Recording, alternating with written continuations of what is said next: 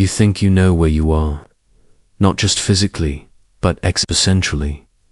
You have a name, a memory, a sense of continuity, a thread that strings together who you were at 5, who you were yesterday, and who you are now.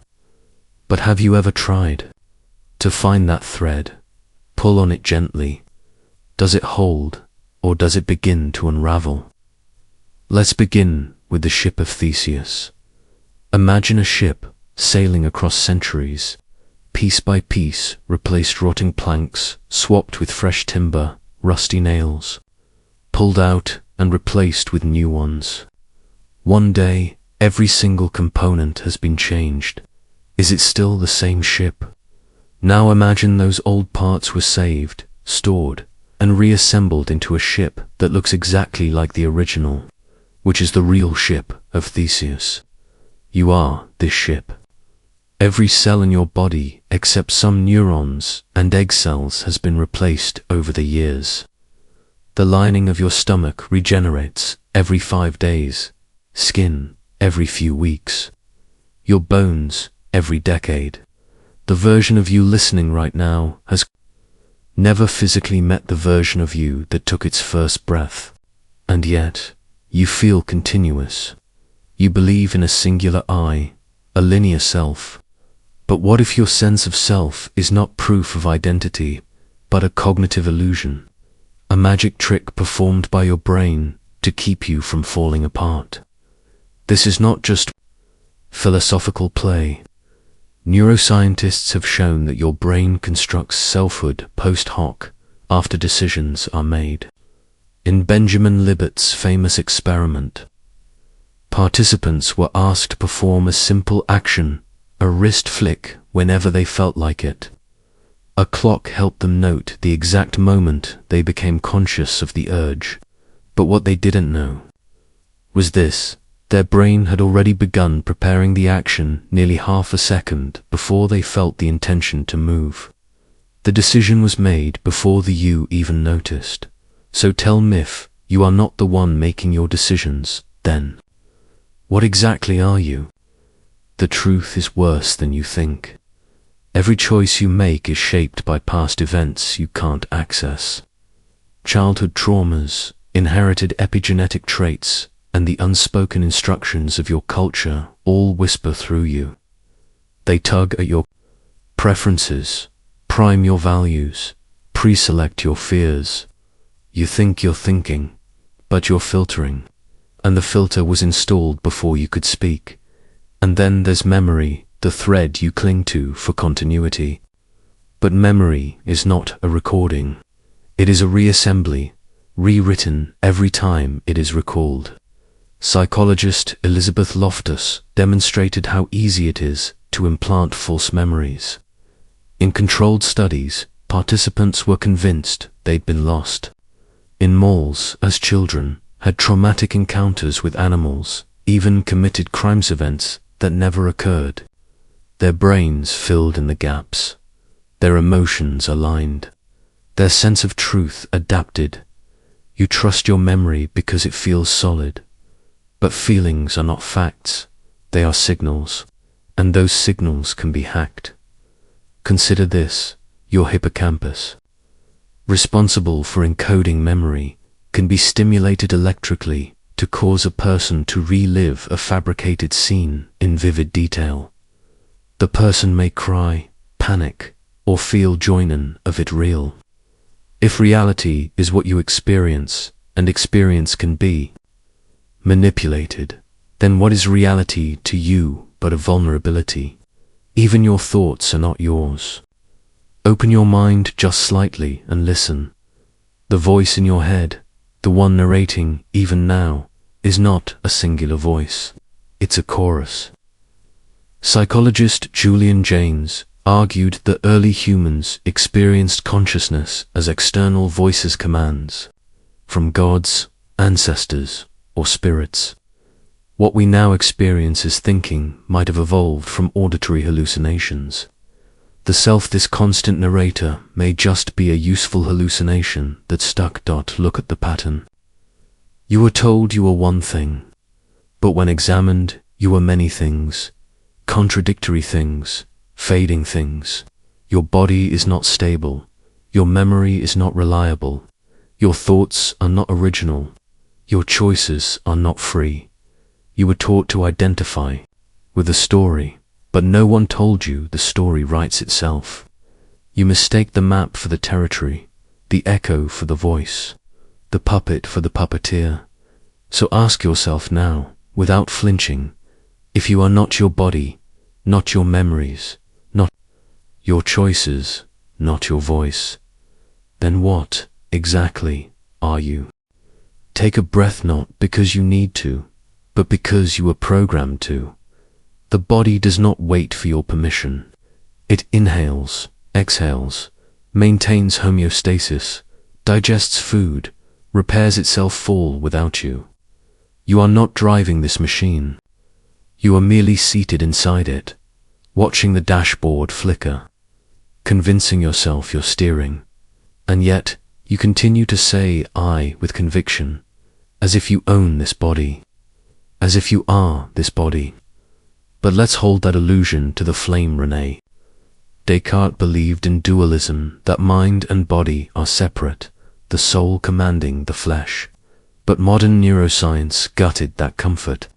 If your brain is damaged, your thoughts, emotions, even personality change, frontal lobe injury, your ability to regulate emotion collapses, damage to the fusiform gyrus. You can no longer recognize faces.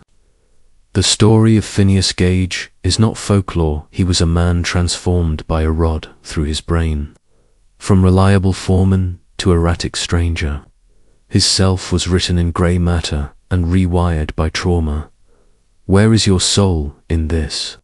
If an electrode can make you laugh, cry, scream, or recall a forgotten birthday, if a pill can stabilize your mood or distort your perception of reality, then what exactly is your essence? In 2014, a man named Graham told doctors he was dead. His condition was Cotard's delusion, a rare neurological disorder where the patient believes they are no longer alive, despite every sign of biological function. He didn't bathe, didn't eat after all. Corpses don't need nourishment. Brain scans revealed diminished activity in regions responsible for self-awareness and emotional processing. The body was alive, but the internal I had vanished. What does it mean when your sense of self can simply switch off? You think you know what it's like to feel real, to be anchored in a body, to trust that the world exists beyond your skull. But let's introduce sensory deprivation. Place someone in a dark, soundless tank for hours, no touch, no sight, no sound, no change. The mind begins to disassemble. Hallucinations bloom. Time distorts. Identity becomes elastic. The senses, you learn, are not passive receivers, they are scaffolding. Without them, the architecture of the self collapses. Your reality is a negotiation between the senses and the brain's expectations. You don't see the world as it is. You see it as your brain predicts it to be. Vision, for example, is mostly fabricated. Your eyes transmit fragmented, data blurry, inverted, low resolution. The brain takes this garbage and renders a high definition. Guess, you're not perceiving the world. You're hallucinating consensus. You might think hallucinations are rare, limited to illness or drugs. But the truth is, perception is a controlled hallucination. The only difference between reality and delusion is agreement. When enough people hallucinate the same way, we call it real. Now, let's step further. Split-brain patients who've had the corpus callosum severed to treat epilepsy offer a horrifying glimpse into your fractured self. These individuals have two hemispheres that can no longer communicate. When shown an object in their left visual field processed by the right hemisphere, they cannot name it language centers or in the left brain, but they can draw it with their left hand, two minds. One skull that one side of their brain sees, the other side speaks, and the speaker has no idea what the seer knows. So who is the you in that situation? Which hemisphere gets to claim the self? Michael Gazzaniga, who studied these patients, found that the left hemisphere, the one with language, would often invent explanations for actions initiated by the right. If the right brain picked a photo of a snow shovel and the left hand pointed to it, the left brain might say, "Oh, it's for cleaning up after the snow." It didn't know it guessed. And it guessed with confidence. That's what you do every day. Your brain makes decisions before you're aware of them. Then you retroactively generate a story to make sense of the choice. It feels coherent. It feels true. But it's a fiction. You are not the author. You are the narrator trying to keep up with the plot. Every choice you've ever made might have been a post hoc justification. Let that sit. And now, the body itself. Do you know it? Could you describe it accurately? You have a blind spot in your vision, and your brain hides it from you. You have bacteria in your gut that outnumber your human cells. Your microbiome influences your mood, appetite, even cognition. Technically, you're more not you than you. You're a walking ecosystem, 90% microbial. When you feel hunger, it might be the bacteria demanding glucose, not your willpower wavering. So who is in control? You were taught that you are an individual, but you are a colony, a consensus organism, an agreement written in flesh and bacteria and neurons. And this agreement can be rewritten, split, or silenced.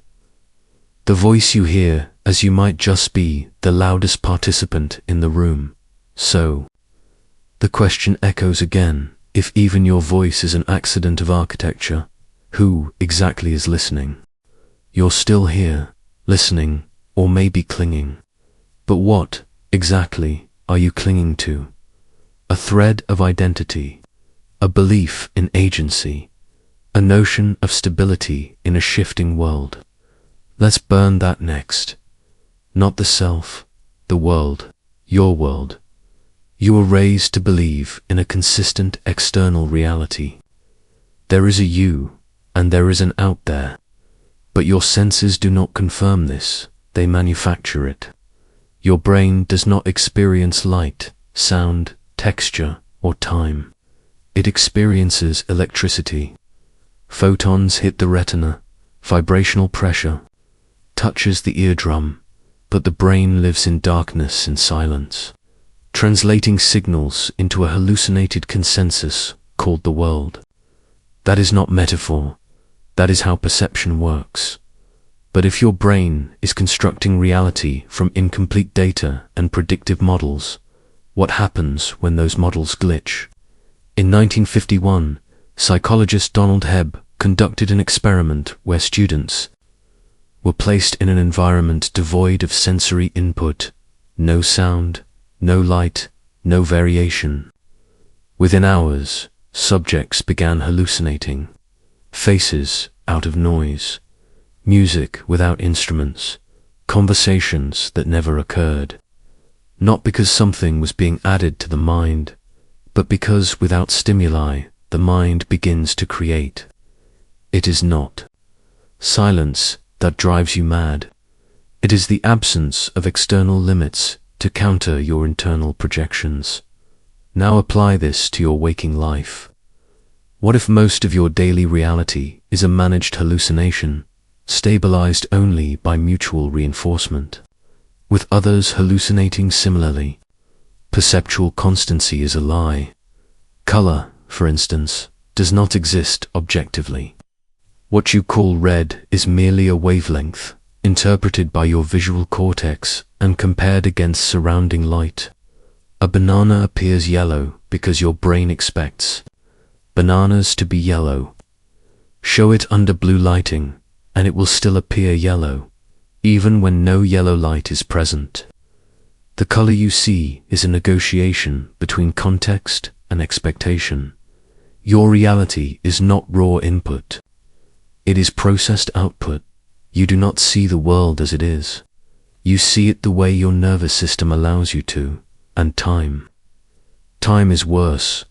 Einstein showed us that time is not constant. It dilates with gravity and speed. A clock on a satellite ticks faster than a clock on Earth. Two twins, one traveling near light speed, will age at different rates. The notion of now is not a universal moment. It's a local illusion. Events in one place can be simultaneous from one perspective and sequential from another. Your sense of a flowing, continuous present is a neurological trick to keep you sane. But even sanity is fragile. Take the Mandela effect.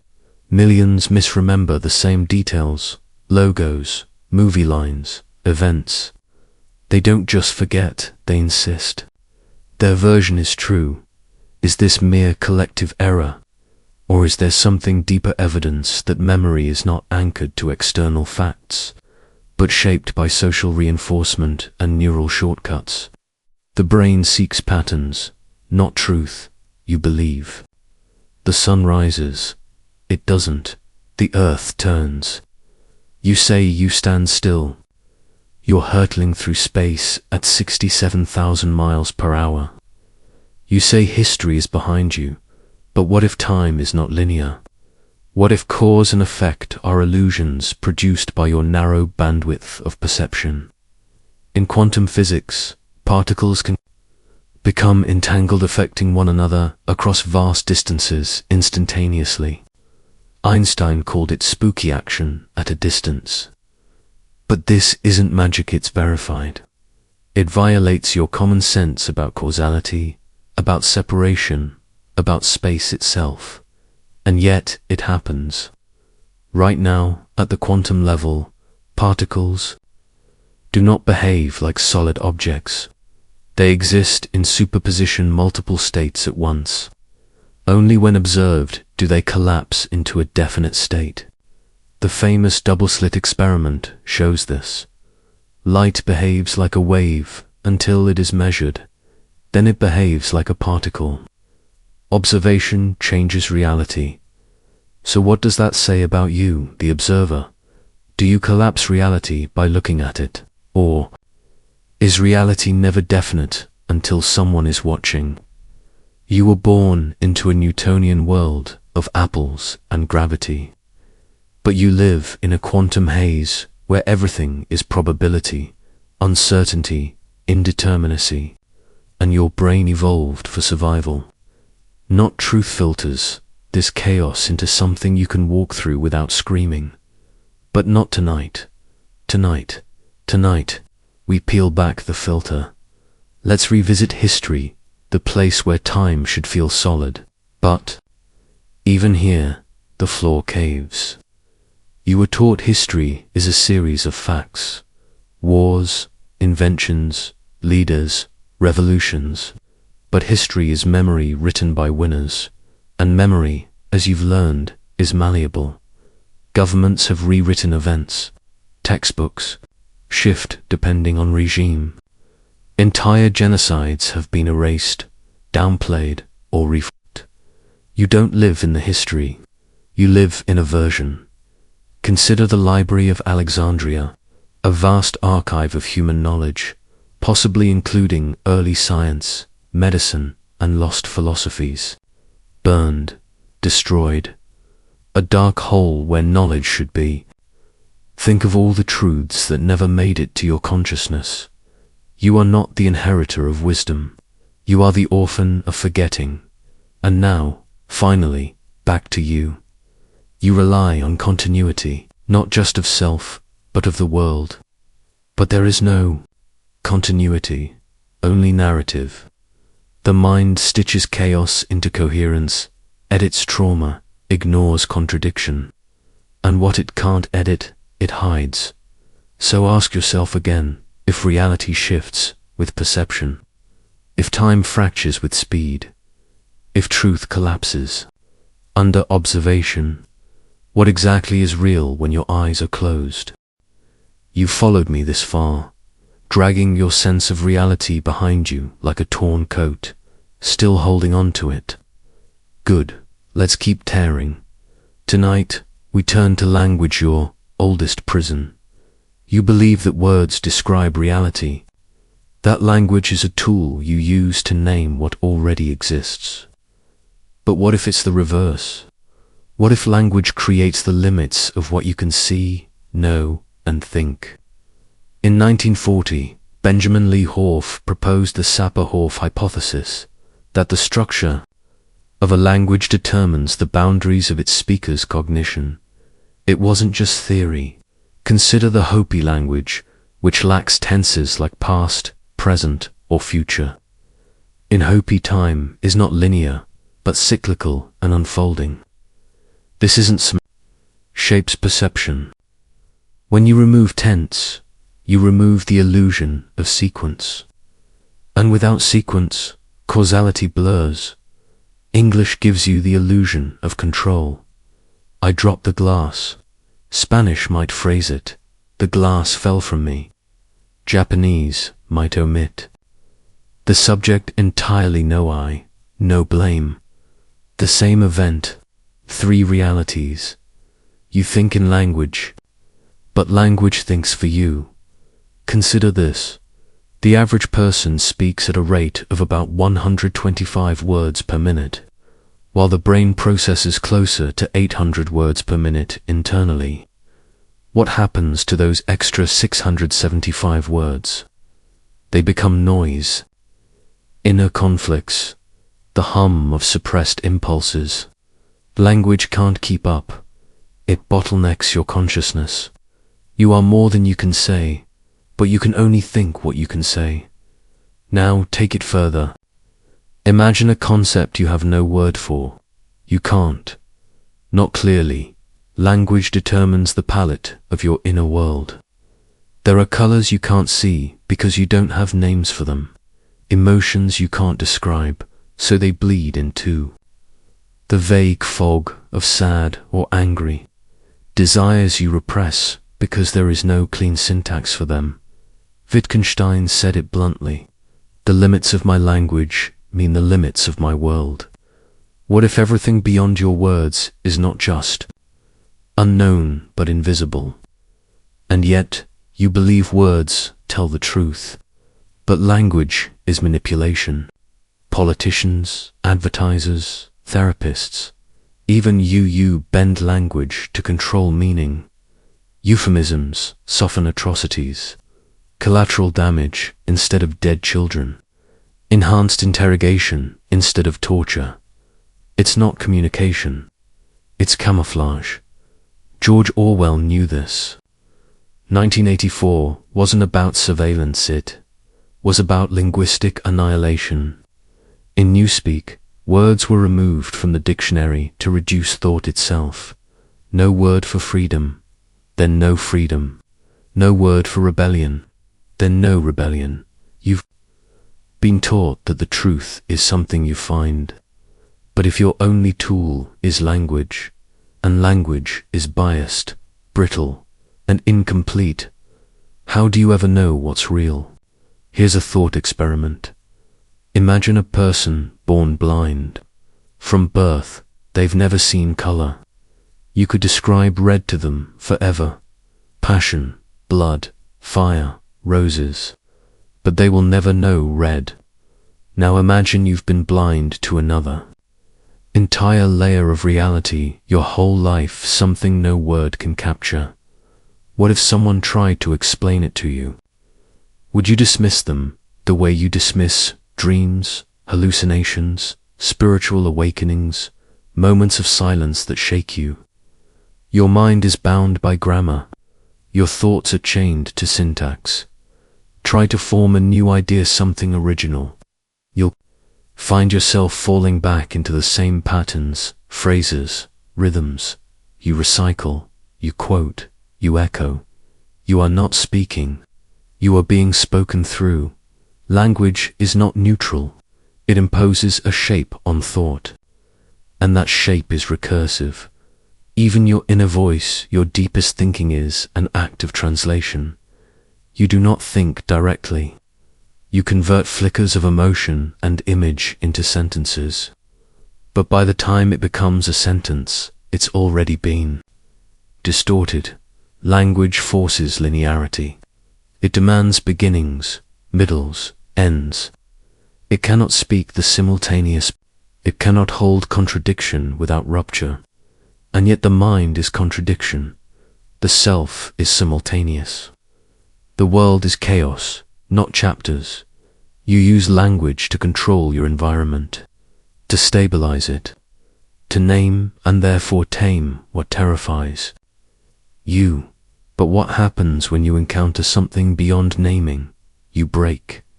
That's why in trauma, language disappears. Victims often go mute. They cannot describe what they experienced, not because they forget, but because it does not fit inside words.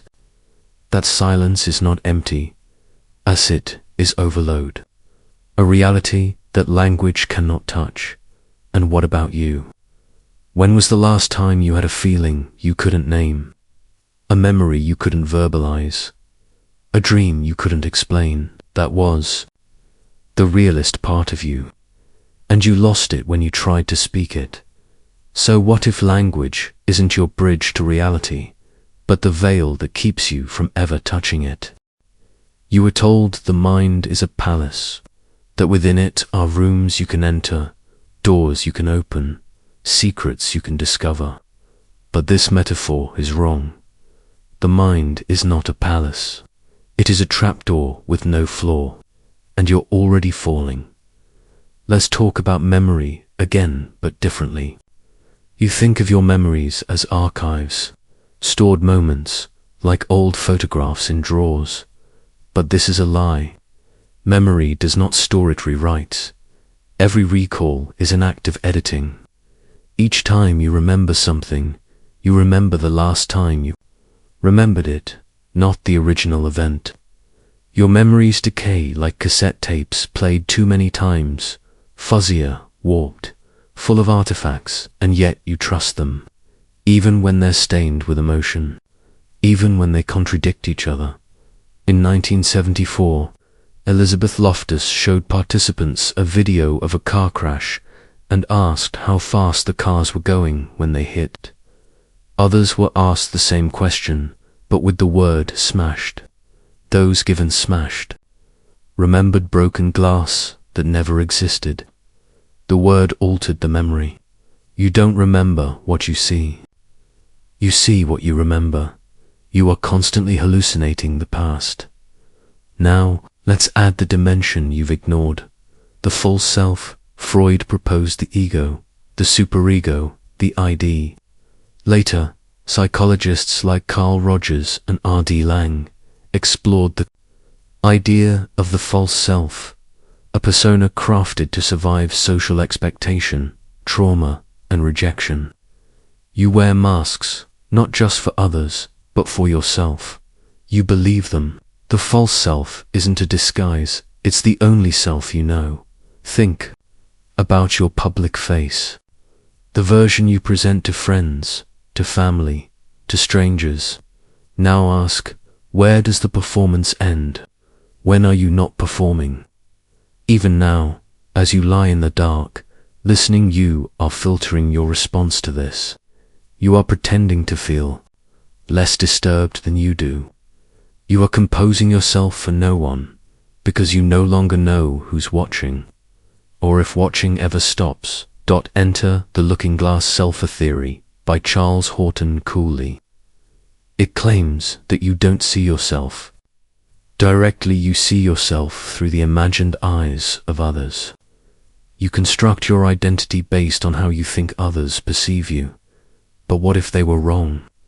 What if you've built your entire sense of self on misinterpretations? What if the core of who you are is just an echo of other people's confusion? You've never actually met yourself, only your reflection in the thoughts of others, and worse, the mirror lies. Even your internal perception is broken. In 2010, the rubber hand illusion proved how easily the brain can be tricked into accepting a fake limb as its own. Participants saw a rubber hand stroked in sync with their hidden real hand and began to feel the touch in the fake hand.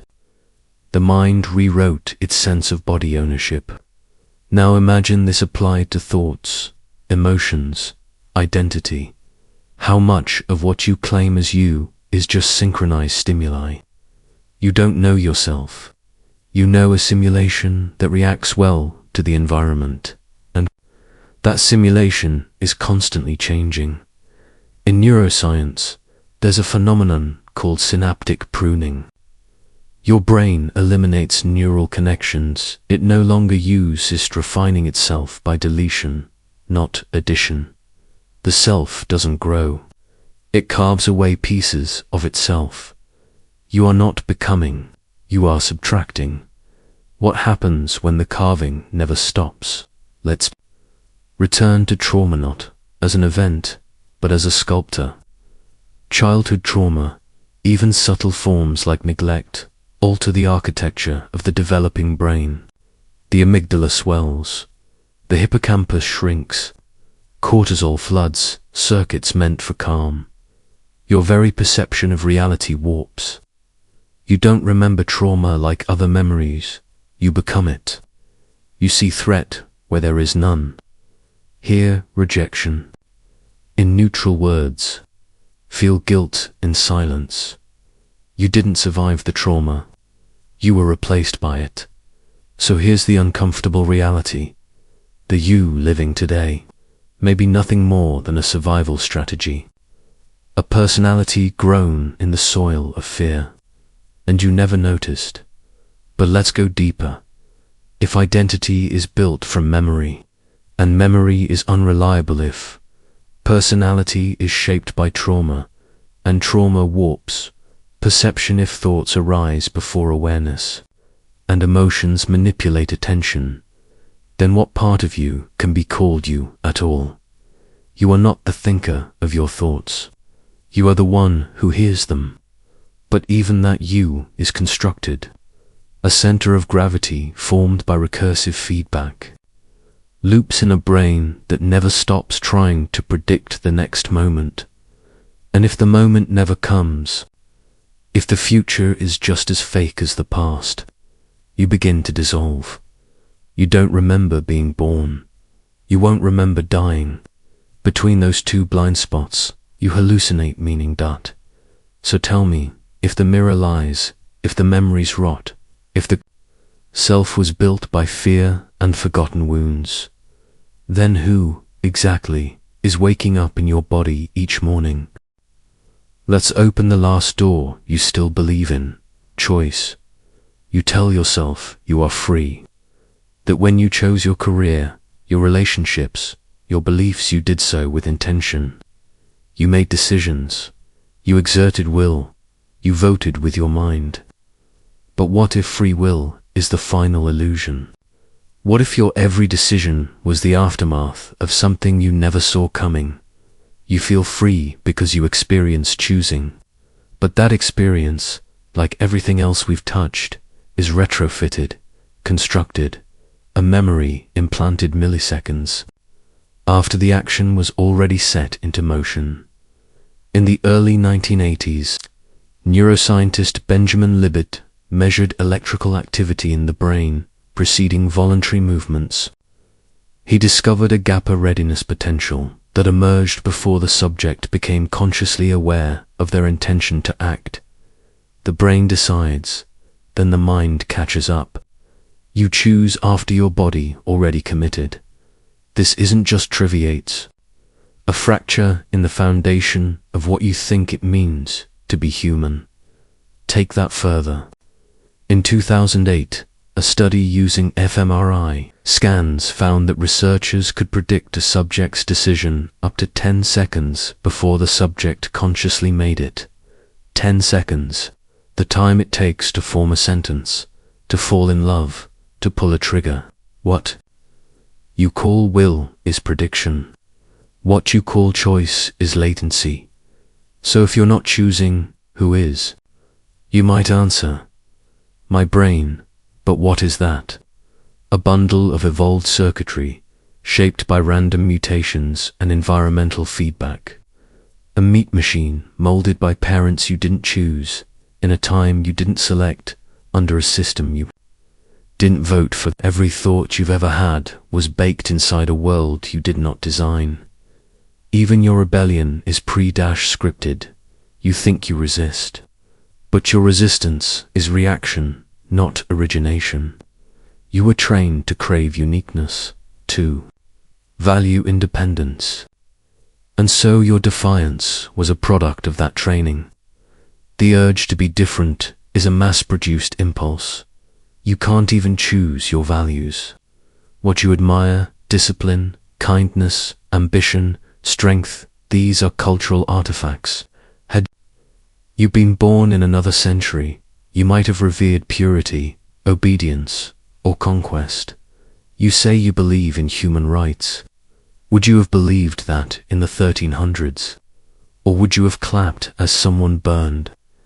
You did not build the frameworks in which you think. You inherited them. You are their echo, and still you cling to choice. Let's look at decision-making through the lens of cognitive bias. There are over 180 documented ways your mind cheats you. The anchoring effect causes your decisions to be warped by the first information you see. The confirmation bias forces you to seek only that which supports your existing beliefs. The Dunning-Kruger effect convinces the incompetent they are skilled, and the skilled that they are not. You don't think. You correct hallucinations to suit your comfort. And then there's split-brain experiments, yes, again. Because in those cases, each hemisphere could make independent decisions. One hand would reach for a tie, the other slap it away. One side wants to stand, the other sits. Each half makes choices it believes to be its own. So what part of you gets to claim authorship? You aren't even consistent. The person you are when you're tired is different than the one who speaks after caffeine. You make different decisions. When you're hungry, aroused, lonely, shamed, your blood sugar, gut bacteria, hormones, and social context rewrite you by the hour. And yet, you point to a stable eye and say, that was me. But identity is not choice. It is inertia. You are a pattern surviving in time, a habit that became flesh. Think about this. There are 37.2 trillion cells in your body. None of them are you. Yet somehow you believe the swarm has a sovereign. You think, because you can imagine freedom, it must exist. But you can imagine flying. What if free will is an evolutionary sleight of hand? A necessary lie, too. Help organisms take responsibility for behavior. I chose this, says the monkey brain, reinforcing neural pathways with guilt, pride, and repetition. But it did not choose. It was shaped. It was nudged. It was carried by a river it could not see. And what about moral choice? Is that your last refuge? Tell me, when did you choose your empathy, your morality, your aversion to harm? Studies show that infants exhibit signs of moral judgment long before language. They recognize kindness, prefer helpers over hinderers. You never decided to care. It came with the firmware. But what happens when that firmware fails? Serial killers, sociopaths, brain tumors in the prefrontal cortex causing sudden explosions of aggression or obsession. People who wake up different after surgery. The self did not erode. It was edited. Their choices changed because their wiring changed. If your moral compass can be disrupted with a magnet, if your convictions shift under chemical influence, what does it mean to call anything yours? Even your guilt is inherited. You were told, in hushed tones, that choice is what separates you from machines, from animals, from fate. But if your choices are predictions made by unchosen architecture, if your values are echoes of culture, if your desires are inherited and your agency delayed, then what remains, that is you. So ask, with whatever flicker of awareness still lingers, if you are not the origin of your choices, then what is steering the life that carries your name? Let's shift from your mind to something you never question: the world itself. You assume there is an objective, external reality, that what you see, hear, touch, and measure is really there. But tell me, have you ever truly encountered the world, or have you only ever encountered your brain's model of it? This is not a rhetorical question.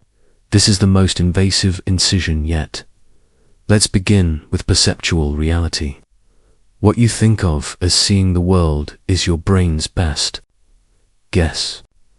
Your eyes take in light, not color, not shape, just wavelength and intensity, and your visual cortex renders a model, but it's incomplete. Your blind spots are filled in. Your saccades, rapid eye movements, stitch together images you never saw. Your brain fabricates continuity in a visual field made up mostly of static, blur, and void. The image you see is not out there. It is in here, behind your eyes, within your skull. Now multiply that by every other sense. You do not hear sound. You process vibrations. Your ears interpret frequencies. Your brain guesses source and meaning.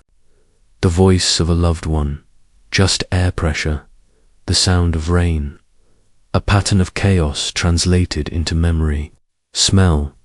You inhale invisible molecules, some poisonous, some nostalgic, all interpreted as pleasant or disgusting based on nothing but associations. Your entire sensory world is a mediated hallucination. But it gets worse. Consider the case of blind sight individuals with damage to the visual cortex who report total blindness, yet can still navigate obstacles, identify facial expressions, and even guess the direction of motion better than chance. Their eyes function, their subconscious mind perceives, but their conscious awareness is absent. What does this prove? That consciousness is not required for perception.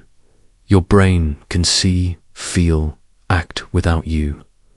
The world exists in your head long before your awareness shows up. You think your perception is a window.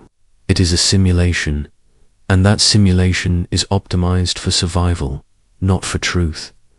The interface theory of perception, proposed by cognitive scientist Donald Hoffman, claims that evolution favors organisms who perceive not reality, but useful illusions. A bird doesn't see photons, sees food, danger, mates. A spider doesn't hear music, it senses vibration. You don't see atoms, you see a table, a screen, a face.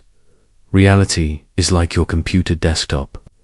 You see a folder icon, not the binary data it represents. Try to manipulate the raw code and you go insane. So your brain shows you a folder, a lie, a usable fiction. Now extend this. If everything you perceive is a functional hallucination tailored to your species' survival, then what is outside your simulation? You don't know. You can't know. The limits of your reality are hard-coded into your biology. Let's bring in physics. At the quantum level, the world is unrecognizable. Particles do not exist until measured. Their behavior is probabilistic, not deterministic.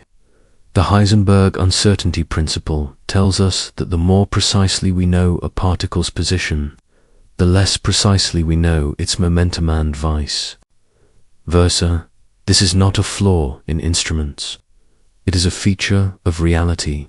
And then there's quantum decoherence. In classical physics, we expect systems to evolve predictably, but in quantum systems, observation collapses possibilities into a single state. Before measurement, a particle exists in a cloud of probabilities. After measurement, it is one thing. So what did it exist as before? You think the world exists regardless of you. But modern physics suggests that without measurement, without observation, there is no defined state at all. Now, add the observer effect. The act of observing alters the system. The gaze is not passive. It shapes what it sees. You are not separate from reality. You are entangled with it, and still, you believe in the real world. So let's touch time again, because even here, your perception is a lie. Neuroscience has shown that your brain buffers time. Events are stitched together in post-processing. The world you're experiencing now is not now. It is a lagged reconstruction. You live slightly behind reality, like watching a live broadcast with a delay. That's how your mind ensures smooth continuity, by lying to you about simultaneity. You are always a moment late to your own life, and when things happen to fast accidents, sudden trauma, you experience time slowing down. But this isn't real. Your brain floods your memory circuits, storing more detail. When you recall it later, it feels longer. But in that moment, time didn't slow. You just lived more of it. So even time is subject to illusion. But what about space? Einstein showed us that space is curved, that gravity bends space-time, that your position affects the passage of time. You are not floating in a neutral void. You are suspended in a warped field, where up and down, fast and slow, past and future are not constants but coordinates. There is no objective here. So let me ask again, if your perception of space, time, color, motion, sound, and even self are all dependent on internal constructions, the external world is just a rendered hallucination optimized for your survival. What does it mean to say anything is real? What if your entire life has been lived in a simulation not run by machines, but by the limitations of your own biology? And if the real world is unreachable, unseeable, unhearable, unmeasurable, then what, exactly, is on the other side of your senses? Let's unearth the one thing you've clung to like a compass in the dark: knowledge. If everything else can slip perception, memory, self, then surely facts remain, surely truth survives. But what if knowledge itself is the most sophisticated illusion of all? Let's start with what we call certainty.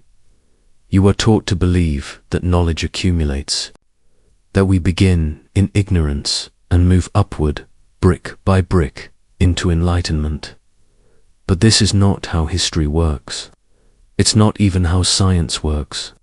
It's a story we invented to soothe the discomfort of not knowing. In truth, knowledge collapses as often as it builds. Newton gave us gravity, mutable, mechanical, absolute. Then Einstein came and bent space and time, tore the clock from God's wall, and told us gravity wasn't a force, but a warping of space-time. Then quantum mechanics whispered that neither were true in the realm of the small dot. No unifying theory, just fragmentation, conflict, paradox. You don't learn the truth. You learn the most useful lie until it's replaced by another, and even usefulness is suspect. Let's turn to Gödel's incompleteness theorems. Among the most intellectually violent discoveries in mathematics, in the 1930s, Kurt Gödel showed that in any sufficiently complex mathematical system, there will always be truths that cannot be proven within the system itself. This wasn't a flaw in logic, it was a feature. Math, the very thing we thought was immune to contradictions, haunted by uncanny orbals. So, if even mathematics has blind spots, fixed paradoxes that cannot be resolved, What makes you think your understanding of reality can ever be complete? Your knowledge rests on axioms, assumptions, rules you do not question. But assumptions are invisible until they're broken. Here's one: causality. You assume that cause precedes effect, that events happen in order. But retrocausality in quantum physics suggests the future can influence the past. In the delayed choice quantum eraser experiment, particles seem to make decisions after they are measured, as if reality waits to see what you're going to do before deciding what it already was. You can't think about that without short-circuiting. But let's try. Let's say knowledge isn't linear, that knowing more doesn't bring you closer to truth but pushes you further into contradiction.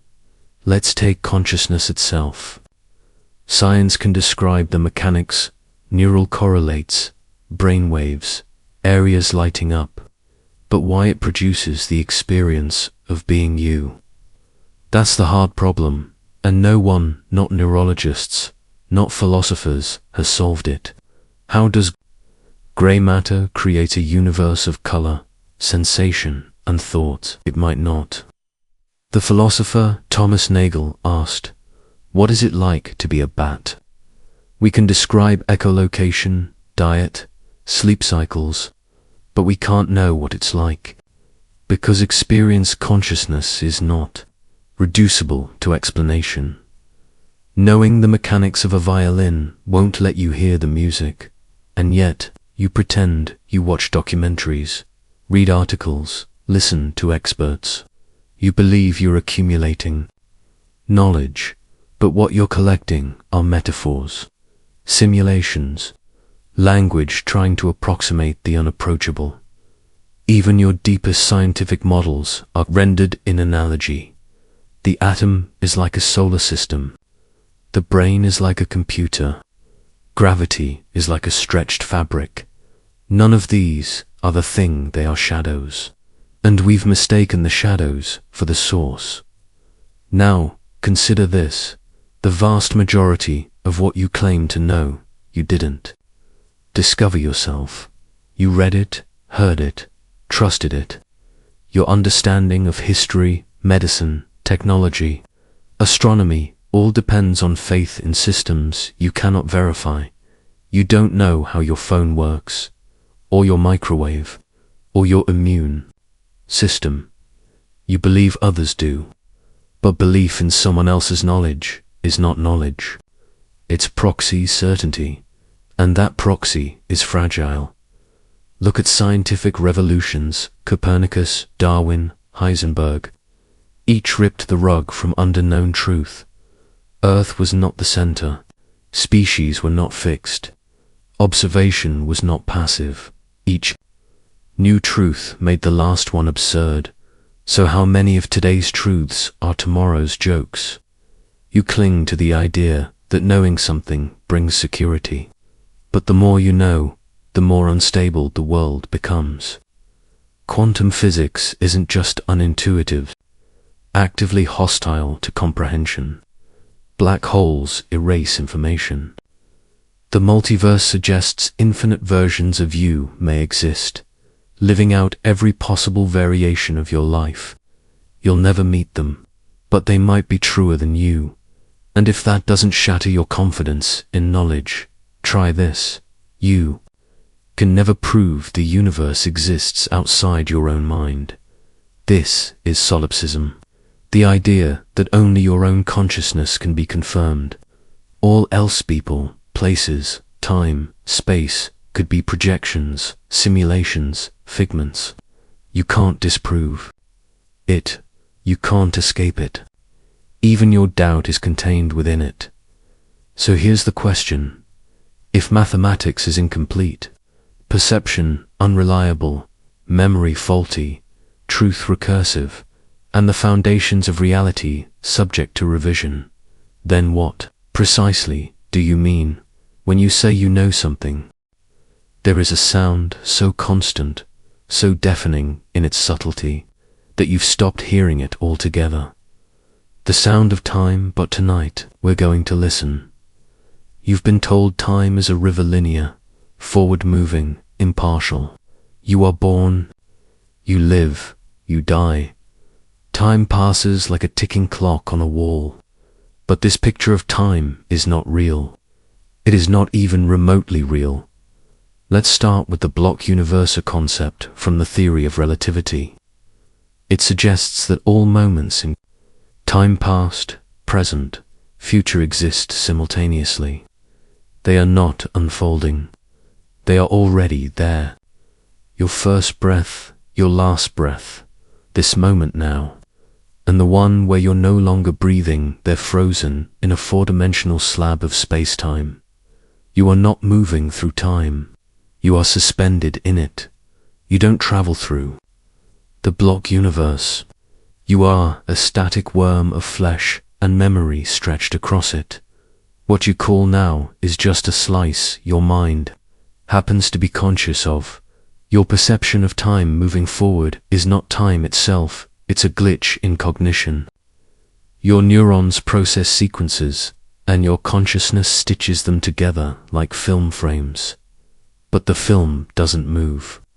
You do. And you are not reliable. Your brain edits, compresses, reorders. You can't even remember what happened 10 minutes ago without altering it. Neuroscientists like David Eagleman have shown how your brain routinely resequences reality, rewriting your perception of causality. You feel time stretch when you're afraid. You feel it collapse when you're bored. Time is elastic, subjective. You don't feel time, you hallucinate it. And sometimes that hallucination breaks. Consider the chronostasis illusion. When you glance at a clock, the second hand seems to freeze for longer than it should. Your brain is backdating your perception, stitching a fabricated moment before your conscious gaze. This isn't a visual glitch, it's a temporal lie. Or take Daisya Vutha, feeling you've lived a moment before. Some theories suggest it's a neurological error, a misfiring between memory and present perception. But others argue it could be evidence of temporal feedback loops, micro-time echoes, or an unconscious recognition of patterns. So complex, they simulate repetition. You don't know. And now, let's talk about entropy in thermodynamics. Entropy is the measure of disorder. It increases over time. It is the reason your body ages, your memories decay, your civilizations fall. But here's the twist. Entropy is the only reason we perceive time as moving forward. Without entropy, the equations of physics work identically in both directions. Forward and backward time are mathematically symmetrical. Let that sink in. The arrow of time isn't built into reality. It's a statistical bias, a byproduct, a trick of the scale. If the entire universe reversed direction, if entropy decreased instead of increased, you wouldn't know, because your memories would reverse too. Your thoughts would rewind. Your entire life could have already been played backwards, and you'd be none the wiser. The direction of time is not a feature, it's a belief. Now, ask yourself, what happens when that belief cracks? Think of the twin paradox in special relativity. One twin stays on Earth, the other travels through space near light speed. When the traveling twin returns, they're younger. Time moved slower for them. Time dilation isn't metaphorical, it's measurable. It means time is not a universal constant. It's a warped, flexible medium bent by gravity and motion. Your time is not my time, and neither of us knows whose is more real.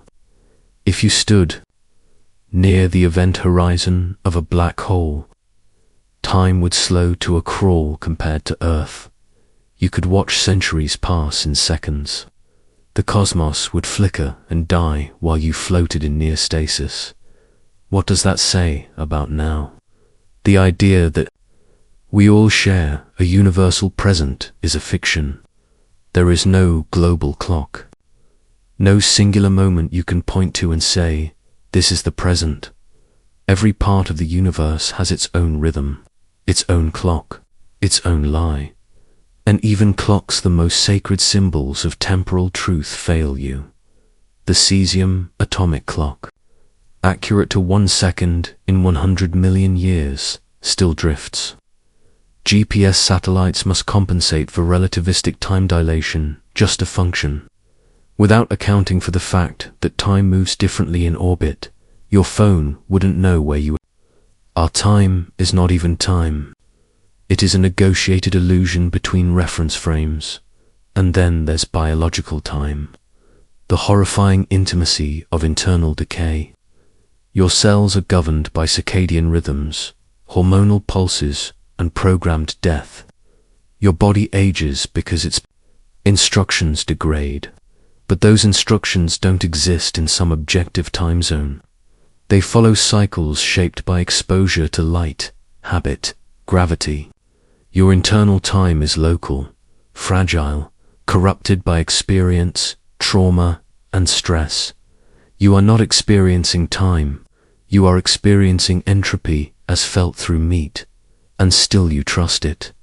You live by calendars and watches and anniversaries, pretending the units are real, pretending there is such a thing as a minute, an hour, a year. But these are social hallucinations, slices of the infinite given borders for comfort. Even our calendar is broken. Leap years, time zones, daylight savings, we manipulate the structure to fit our needs because time won't conform. It has never conformed. It bends under observation. It disappears under scrutiny. It expands in the emptiness between stars and contracts in the pain of waiting. It is the one thing that governs everything, and yet it cannot be touched, only feared. And now, ask yourself, if time is not a river, but a frozen ocean, if every moment of your life is already there. Unmoving then, are you making choices, or are you simply watching yourself drown in slow motion? You trust memory. You trust that what you remember is what happened. But memory is not a recording, it is a reconstruction, a mutable, recursive narrative, written by a mind, desperate to believe in continuity. You think your past is fixed because that belief stabilizes your identity. But what if the past is as unstable as your emotions? What if what you remember never happened? Let's begin with the Mandela effect. You remember Nelson Mandela dying in prison, but he didn't. You remember the Berenstain Bears, not the Berenstain Bears. You remember things that never were, not in error, but in mass consensus. It's not one person, it's entire populations misremembering together. Shared delusions, collective false timelines, reality cracks, and you barely notice. Cognitive scientists explained it as confabulation. The brain fills in gaps. It fabricates coherence. But the scale of these errors undermines more than your details, erodes your foundation.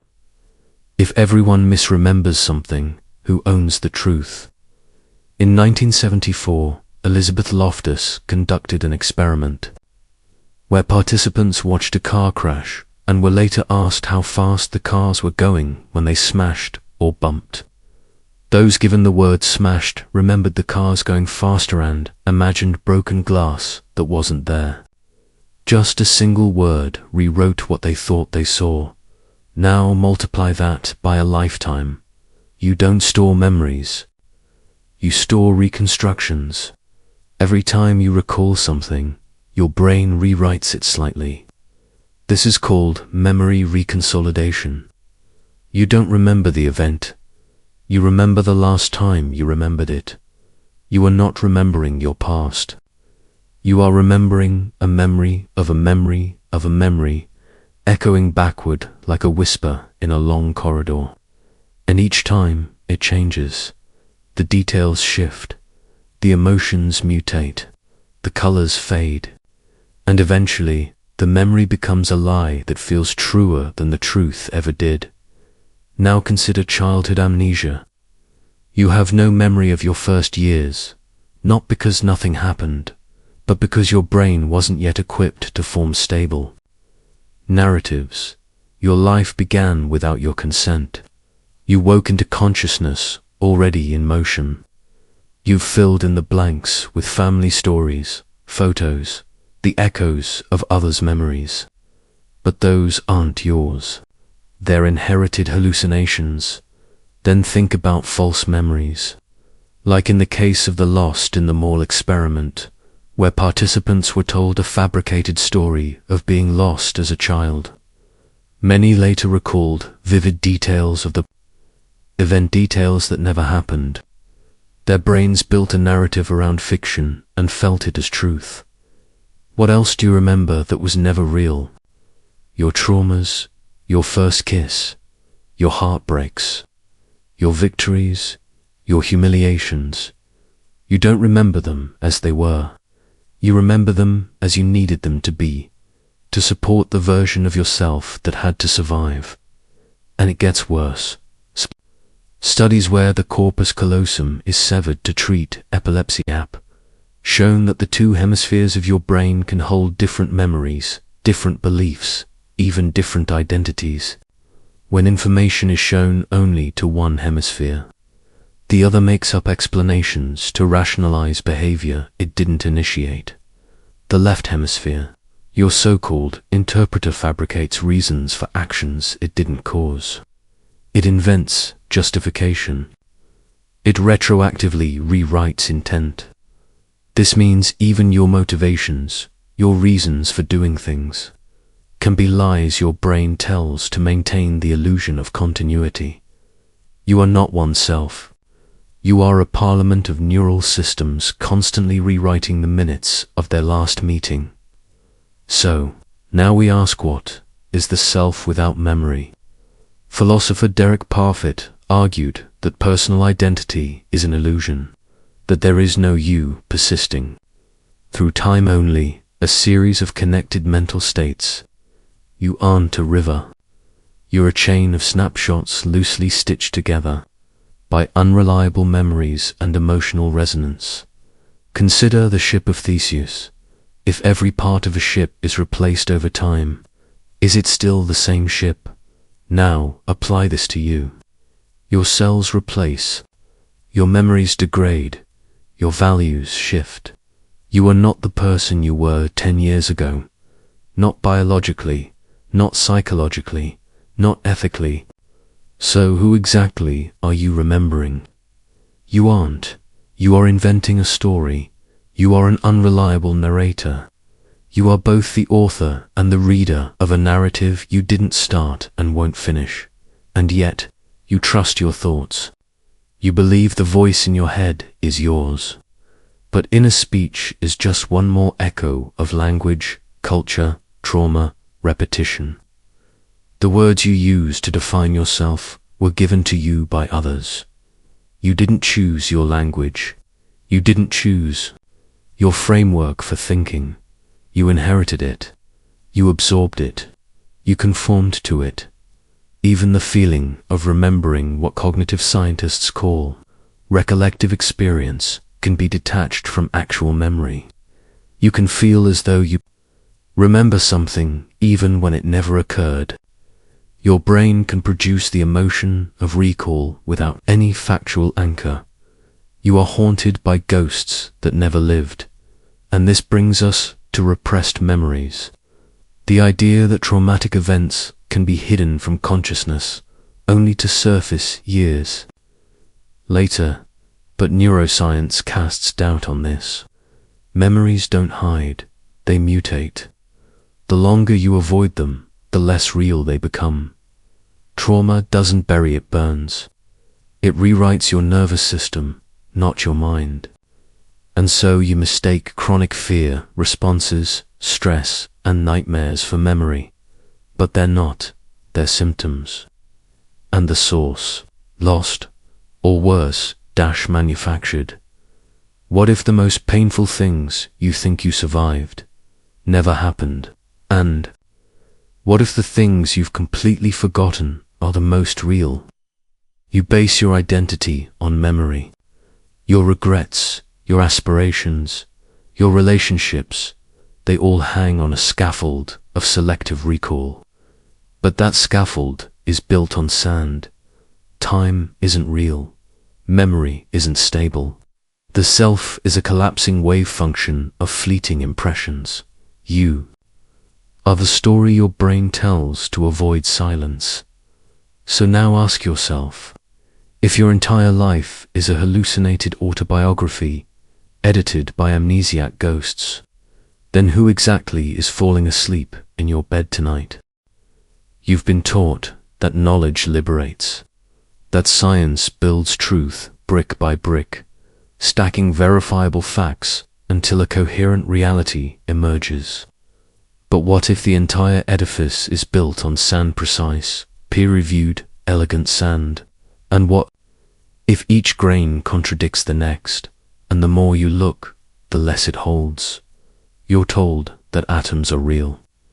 But an atom is mostly empty space.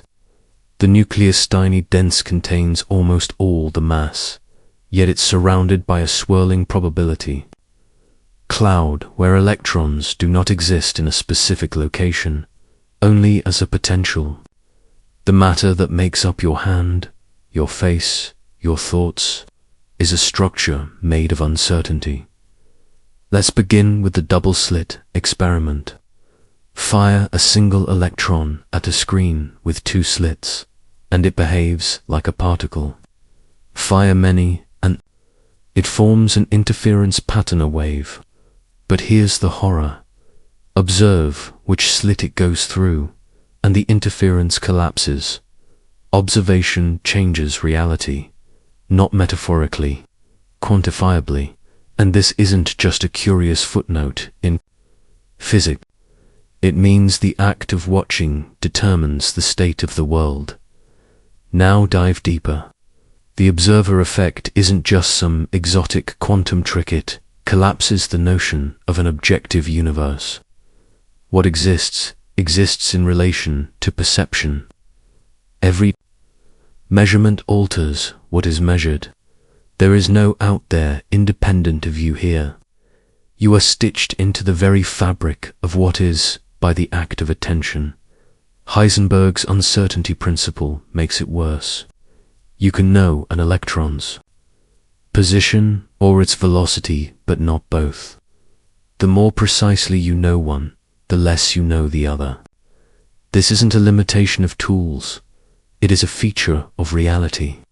Precision is punished. Certainty is impossible. The closer you try to grasp the universe, the more it evaporates between your fingers. Now consider quantum entanglement. Two particles, once entangled, remain linked across vast distances. Change one, and the other reacts instantly. Not through space, not by signals, but instantaneously. Einstein called it spooky action at a distance. It violates locality. It violates common sense. It violates you. If information moves faster than light, if space is not a barrier, then what is space? What is separation?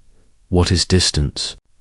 Are you actually disconnected from anything at all, or does your individuality depend on a physical illusion that fails at the smallest scales? You think time flows forward, but time, in physics, doesn't flow at all. The equations of motion work identically backward. Past and future are symmetrical. The so-called arrow of time entropy increases only because that's how we measure disorder. But there's no physical law forcing the universe to remember the past and forget the future. Your experience of time is a local, biological artifact, an evolutionary necessity, not a cosmic truth. You were never in the present. Your brain processes reality with a delay about 80 milliseconds. That's how long it takes for visual information to be interpreted. You don't experience the world as it is. You experience a buffered echo dot, so the now you cling to, already dead. And what of matter? What of solidity? Quantum field theory tells us particles are excitations in invisible fields. An electron is a ripple in the electron field. A photon is a ripple in the electromagnetic field. What you think of as a thing is just a vibration in something you can't touch, can't see, can't confirm. Matter is music you cannot hear. Worse still, vacuum energy, the so-called zero-point energy of space, is not zero. The vacuum is not empty. It seethes with spontaneous quantum fluctuations, particles appearing and vanishing, violating conservation laws briefly, before disappearing back into non-existence. The emptiest space you can imagine is alive with temporary chaos. Now revisit your body, a collection of atoms, a meat suit governed by forces that obey laws you can't perceive and don't control. The sensation of touching your own skin is not atoms colliding. It is electromagnetic repulsion. You never actually touch anything. The idea that you're in contact with the world is an illusion maintained by your nervous system. You are a pattern held together by repulsion. And now let's add gravity. Einstein showed that gravity is not a force, it is the warping of space-time by mass. But we still don't know how to reconcile gravity with quantum mechanics. Every attempt at unification fails. Superstring theory, loop quantum gravity, each offers pieces, none offer wholeness. The universe is incomplete, not just in knowledge but in structure. You live inside a contradiction that refuses to resolve. Look at dark matter. It makes up 85% of all matter, yet we've never seen it, never touched it, never directly measured it. We know it's there only because galaxies rotate in ways normal matter can't explain. You exist in a universe where most of what's real is invisible. And then there's dark energy, even more terrifying.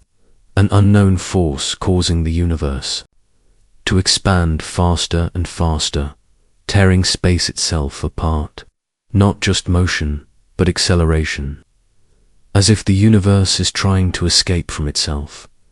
We don't know why, we don't know what it is, and we can't stop it. So what is the sum of science? A language, a tool, a temporary framework that approximates small corners of a map we can't unfold. It gives us GPS and antibiotics, yes, but underneath, it's an ever-changing translation of chaos. Every major theory was once considered final. Newtonian physics, then relativity, then quantum mechanics. Now we teeter on the edge of string theory. Multiverses, simulation, hypotheses. None have closure. All break under scrutiny. The laws of physics aren't written in stone. They're written in pencil, and still you cling to them. You use them to ground your sense of order, of place, of sanity. But the closer you look, the less they offer stability. The world is not built of things. It's built of uncertainties, pretending to be rules. So ask yourself, now if observation creates reality, if time is an illusion, if particles are vibrations, if nothing truly touches anything else, if most of the universe is invisible and accelerating into the unknown, then what exactly do you mean when you say you exist? You've been taught that memory is your anchor, your proof that you are here, that your life is a linear story, one moment stacking calmly atop another. But what if memory is not a record? What if it's not even yours? Let's start simply. You remember your childhood bedroom, the color of the walls, the scent of the wood, the shape of the light pouring in on late summer evenings. You feel certain that this memory belongs to you, that it is yours, and that it happened, but it didn't, at least, not the way you think. The mind is not a recording device, it is a storyteller, and the stories it tells about your past are riddled with edits, omissions, reconstructions. Each time you recall a memory, your brain does not replay, it rewrites it.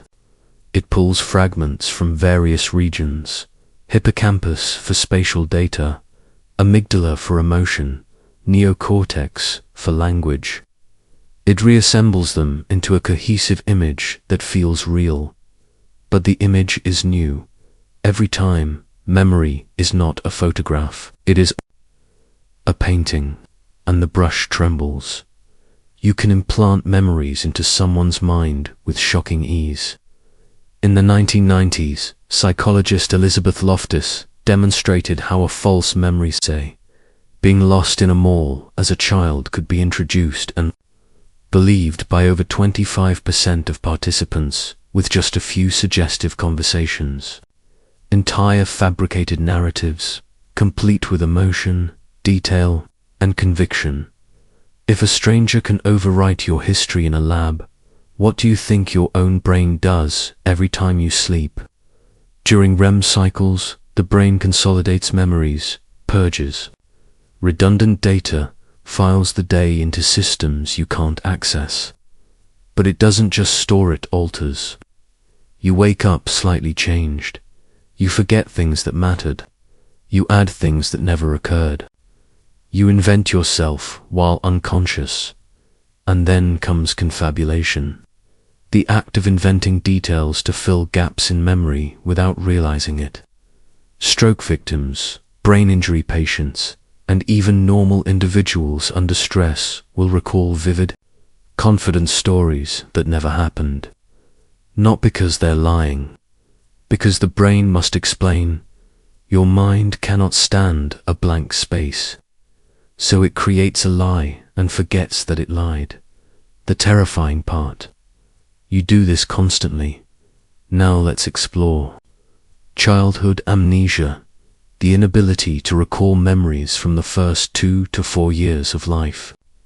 Why does this happen? Your brain lacked the structure for narrative memory, but the body still remembers. Trauma, tone, sensation. It lives beneath language, in your nervous system, shaping who you are without your consent. You are defined by events you cannot remember, and yet, paradoxically, you are also defined by memories that never occurred.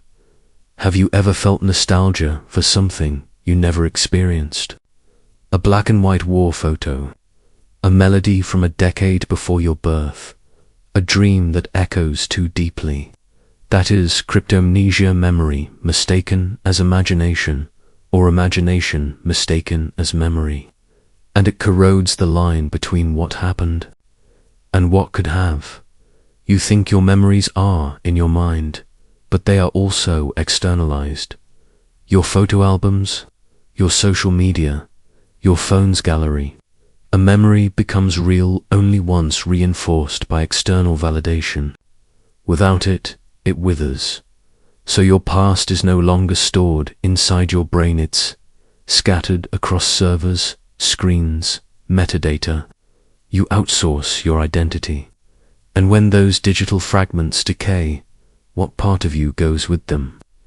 Ask the Alzheimer's patient who forgets the name of their child, or the accident survivor who forgets their own name. The world still sees them as themselves, but they feel it, that hollow silence where a self once lived. If memory defines identity, then what remains when memory dissolves? Now let's bend deeper, split brain.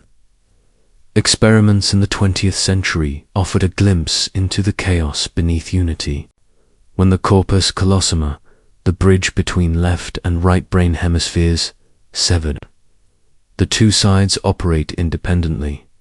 One side sees an image and reaches for an object. The other side, unaware, invents a reason. A man's left brain sees his right hand pick up a shovel without knowing why. Asked to explain, he says, to clean the chicken coop. But the real reason was an image shown to the right hemisphere, a snowy scene, unseen by the language center. One brain, two realities, one inventing, the other doing.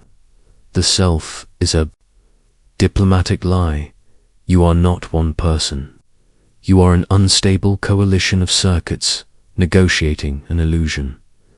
And now think about déjà vu, that eerie feeling that you've lived this moment before.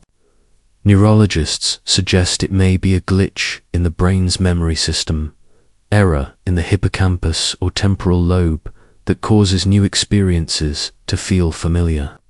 But others wonder if it's the brain detecting a recursive loop, something aligning too perfectly, a mirror of time, a fracture in novelty. Why does it feel so haunting? Because for a moment, your brain betrays its illusion of linearity. It shows you the loop. It whispers that you've been here before. That time isn't forward. That memory is echo. Now take this horror further. There is no single place in the brain where memory is. No drawer labeled you. It's everywhere across circuits. Damage one part and your ability to recall smells may vanish. Damage another and you'll forget your native language. Memories are fragile constellations of electricity. Brief, vulnerable, misfiring. Like stars collapsing in the cold dark. And yet, you rely on them for everything. You say I love you because you remember the person. You wake up hopeful because you remember purpose. You feel fear because you remember pain. You feel you because you remember yesterday. But if each of those memories is a fiction, a glitch, or a reconstruction, then what exactly are you afraid of losing? What is left of you without your stories? Who are you in the empty space between forgetting and invention? You spend your life orbiting the idea of control. Control over your choices, your actions, your destiny. You congratulate yourself for the decisions you've made, where you live, who you love, what you believe. But have you ever paused to ask whether you chose any of it? Let's begin with the illusion of free will, for bedrock of moral responsibility, of identity, of society itself. You believe you are the agent of your choices. You feel it deeply. But the data disagrees. In 1983, neuroscientist Benjamin Libet conducted a study that would split the timeline of human autonomy. He measured brain activity in participants asked to move their fingers at a time of their choosing. What he discovered shattered the surface of volition, neural activity known as the readiness potential began nearly half a second before the participants were consciously aware of deciding to move. Your brain prepares your actions before you feel like you've decided them.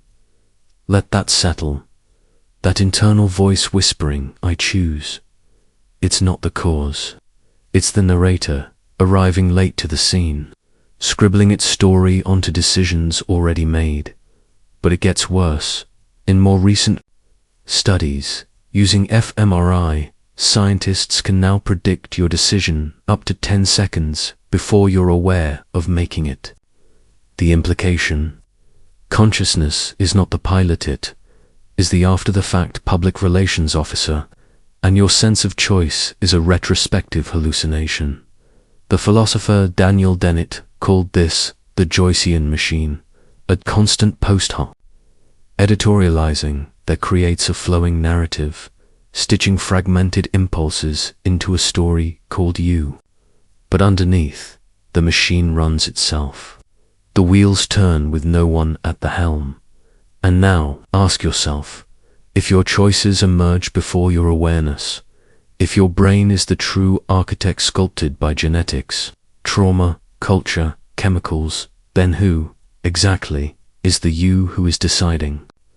When a child lies in court and the MRI shows a tumor pressing against the frontal lobe, do we blame them or the mass of tissue? And if so, what about the tumorless liar, raised in violence, soaked in cortisol, whose brain evolved under war instead of warmth? Where does accountability end and biology begin? Let's add more weight. You didn't choose your brain. You didn't choose your birth.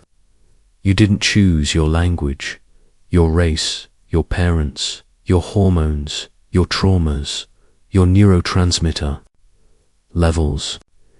You didn't choose the number of oxytocin receptors that determine your capacity to trust, or the serotonin balance that shapes your sense of joy.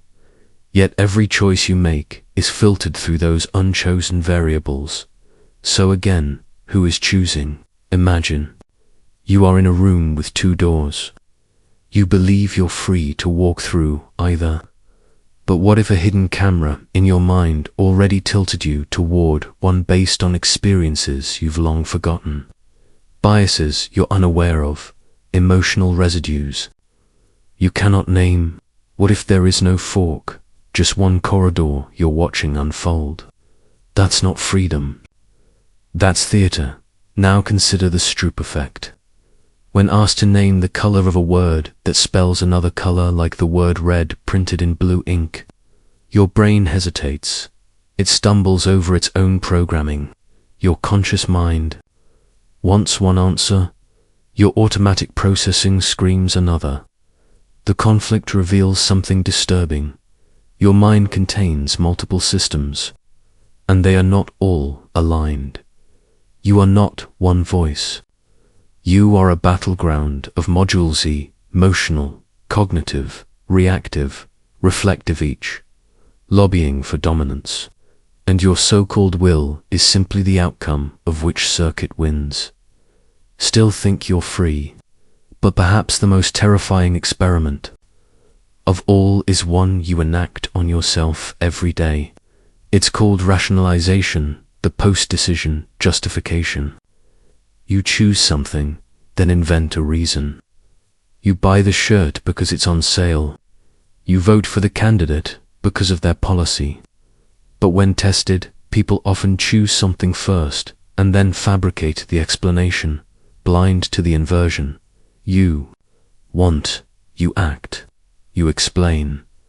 But the want came from below. Freud spoke of unconscious drives, Jung of archetypes, Nietzsche of will to power. Modern neuroscience just calls them subcortical processes. Whatever name you prefer, the effect is the same. The you that speaks is not the you that decides. And now ask yourself this: if your choices are the product of unconscious impulses, if your actions are pre-written scripts justified after the fact, then is there any meaningful difference between you and a puppet? If your brain can be primed by a flashing word on a screen, say, aggression or cooperation, and your behavior changes without your awareness, what is your autonomy really made of? And if someone else can shape your decisions by changing the lighting, the smell, the phrasing of a question, the order of options, then what is the boundary between your will and their manipulation?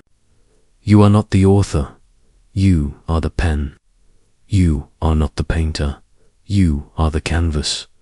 But what if even the ink isn't yours? Now breathe. Feel the illusion reasserting itself. I am in control, your mind whispers. It must. The alternative is too horrifying. But you're not listening to reason. You're listening to machinery terrified of its own exposure. So now tell me, if your will is not free, if your mind is not unified, if your choices arise from places you cannot touch, then what part of you can you claim as truly yours? The story of your life is told in words, memory, identity, thoughtal, language, wrapped. But what if language is not a tool of clarity, but a prison? What if everything you think is filtered through a system so flawed so limiting that you can never actually reach the truth behind your own thoughts. We begin with a quiet assumption that words reflect reality, that the word tree points to a tree, love to a feeling, you to a self. But this belief, the idea that language cleanly maps onto the world, is not just mistaken. It is the root of every lie you've ever told yourself. In 1956, Benjamin Lee Horff proposed a theory that still unnerves linguists and philosophers: linguistic relativity. The idea that the structure of your language shapes the structure of your thought. He argued that speakers of different languages perceive reality differently, not just describe it differently. And modern neuroscience supports him. In studies on color perception, Russian speakers whose language differentiates between light and dark blue with distinct words can detect subtle shades faster than English speakers. Their language literally changes what their eyes can see. Other examples ripple across cultures. Pirahu speakers in the Amazon have no exact words for numbers beyond few or many. When tested, they struggle with simple arithmetic, not because they're less intelligent, but because their language does not permit counting as you know it. Can you imagine being unable to count to 5? And now ask how much of your intelligence is simply a result of your native syntax. Consider emotions. Some languages have no direct translation for guilt. Others contain untranslatable concepts like schadenfreude, pleasure in another's pain, or ame, the sense of comfort in relying on another's indulgence. If your language lacks a word for a feeling, can you truly feel it? Or does it remain unnamed, miscategorized, invisible? So then, how much of your emotional world is not your own, but borrowed from the dictionary handed to you in childhood? The philosopher Wittgenstein famously declared, "The limits of my language mean the limits of my world." You cannot think beyond the words you know. You cannot feel beyond the categories you inherit. You are not an explorer of thought. You are a tenant of a linguistic architecture you did not design. Let's now move inward. Think about your memories. When you recall your childhood, do you remember the raw sensations? Or do you remember the story you've told about it? And was that story told in silence or in words? Every memory you retrieve is edited by narration, and the narrator always uses the same language that shaped your brain in the first place. So you don't remember your past. You remember the words you've wrapped around it. Even the concept of self, the idea of a unified I, emerges from grammar. You say, I think, I want, I feel, placing a subject before a verb. But in some languages, actions take primacy. In others, the self is dissolved entirely. The Buddhist polycanon uses no direct pronoun for I, dissolving ego at the level of syntax, so the voice in your head, the one constantly narrating, judging, commenting's not your soul speaking. It's your language system glitching, and it runs even when you sleep. Now let's discuss semantic satiation, a strange psychological phenomenon where, if you repeat a word enough times, it loses all meaning. Say self 50 times in a row. Eventually, it turns to noise. Now consider this. If a word can dissolve into nonsense through repetition, then was it ever more than noise to begin with? You base your identity on phrases like I am a good person, I have a purpose, I will be okay. But those are just vibrating air packets. Push on any of them hard enough and they collapse into static. Yet you've built your emotional scaffolding on these vibrations, these syllables that evaporate when poked. And now, the fatal contradiction. You use language to examine language. You use words to question whether words can be trusted. It's like trying to lift yourself with your own arms. Every sentence is a closed loop. Every question contains its own deception. You are trapped inside a system that cannot explain itself without lying, even science. Your final fortress of truth is built on language, hypotheses, observations, conclusions, all symbols, translated into other symbols, all filtered through the minds of creatures trapped in syntax. We say the universe is made of particles, or waves, or strings. But those are metaphors, not realities. There is no string in a quark.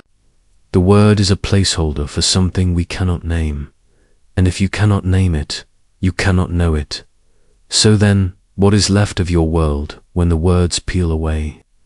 Try to imagine reality without labels. Try to see your thoughts before they become sentences. You can't. You are woven from grammar. You are stitched together from metaphors that no longer refer to anything real.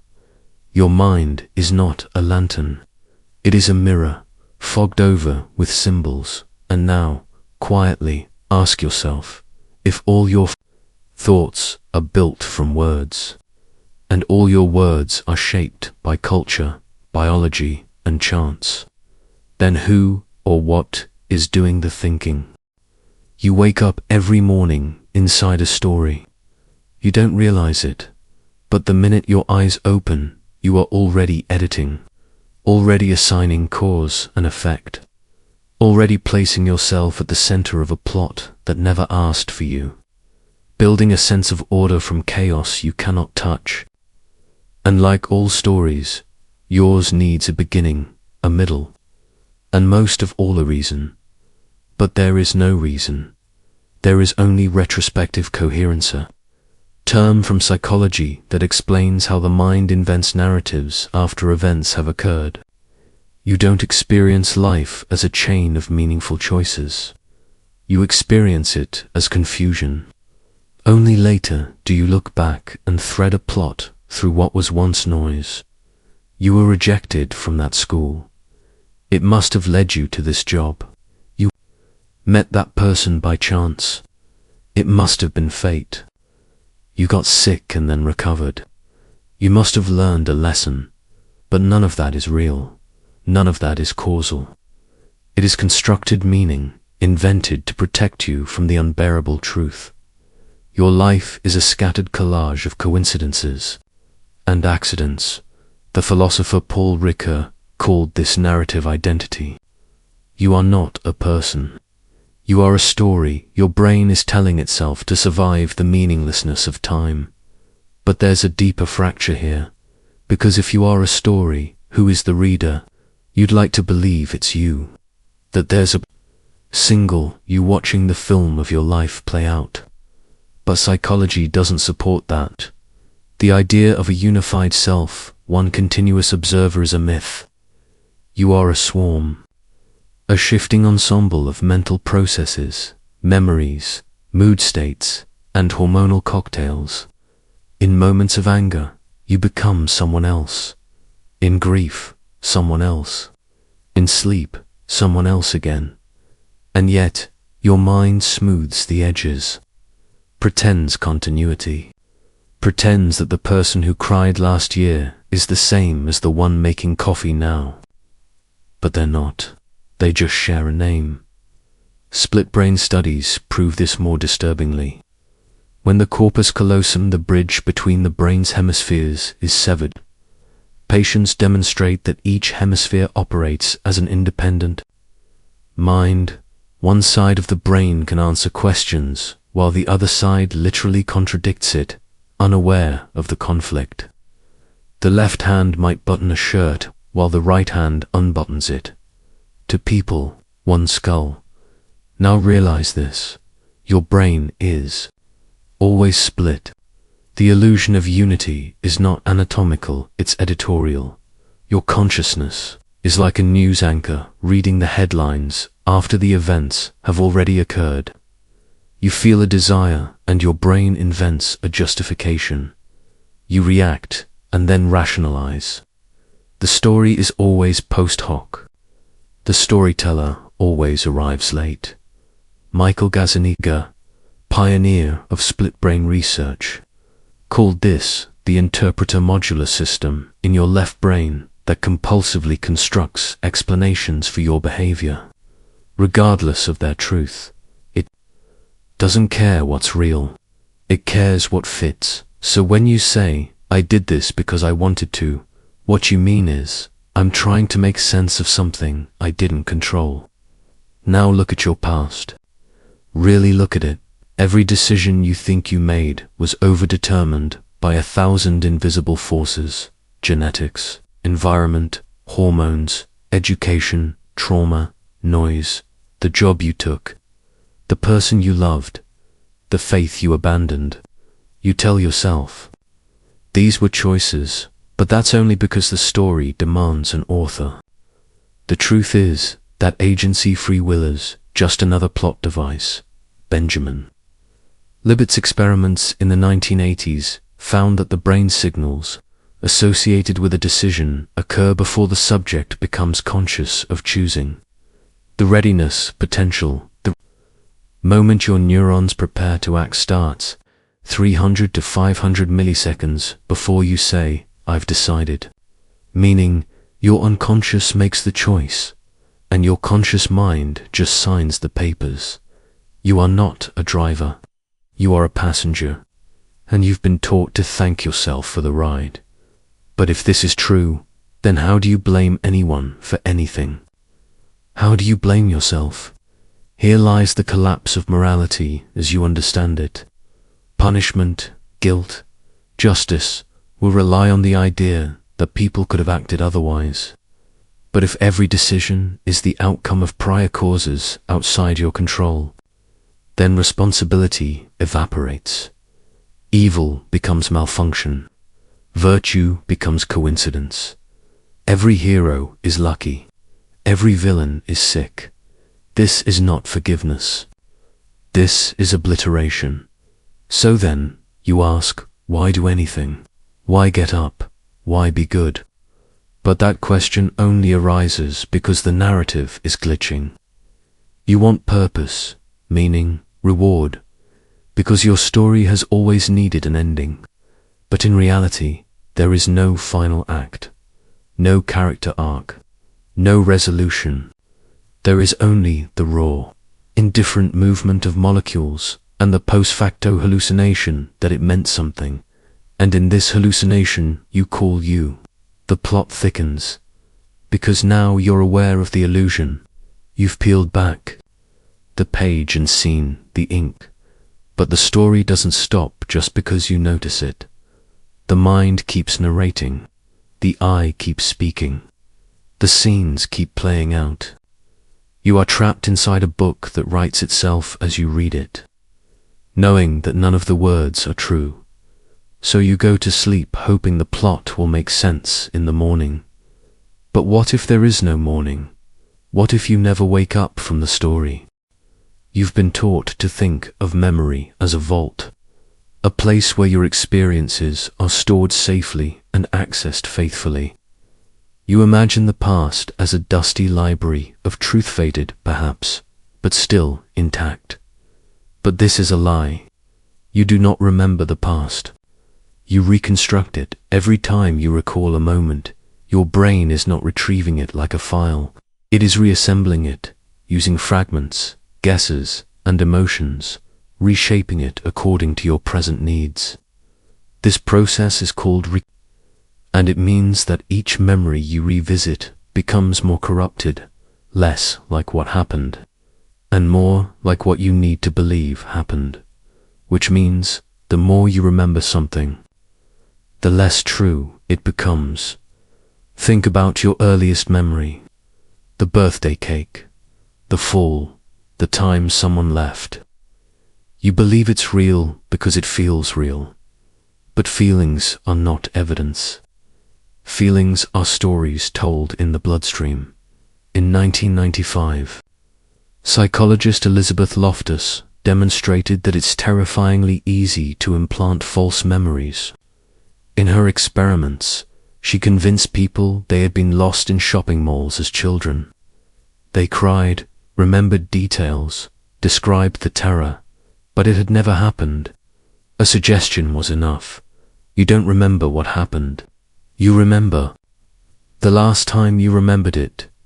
So what is your past then, if not a narrative created by the fragile chemical play of neural networks trying to keep you coherent? But it goes deeper than that, because memory isn't just broken, it's biased. Cognitive scientists have catalogued over 200 documented memory distortions: confirmation bias, negativity bias, the peak-end rule, the hindsight illusion. Every recollection you have is riddled with these mutations. You tend to remember things that support your identity. You emphasize the pain and downplay the boredom. You exaggerate your role. You flatten others. You tell yourself a version of the past that justifies your present. And here's where the collapse begins. If your memories aren't real, if the foundation of your identity is constructed, then what are you? You are the story of what happened to you. But if that story is a fiction, then you are fiction too. Your sense of continuity, your personality, your morality, it all arises from memories that can be fabricated, revised, erased. Alzheimer's disease doesn't just take memories, it erases the person. Watch someone slip into that darkness and you'll see the horrifying truth. The self is memory dependent. Remove enough and the personality dissolves. Remove more and the soul disappears. The body remains, but the person is gone. You don't have a soul.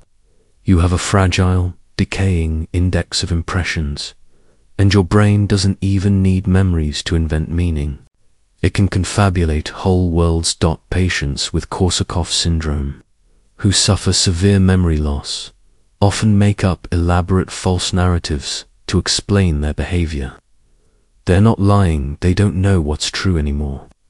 They are narrating their confusion, just like you are, just like we all are. So where do you go from here? You want to say, but I feel like I remember it. That's the trap. Emotion is not memory. It is simulation. Neuroscientist Antonio Damasio showed that much of what we call rational thought is driven by somatic markers, bodily feelings associated with memories.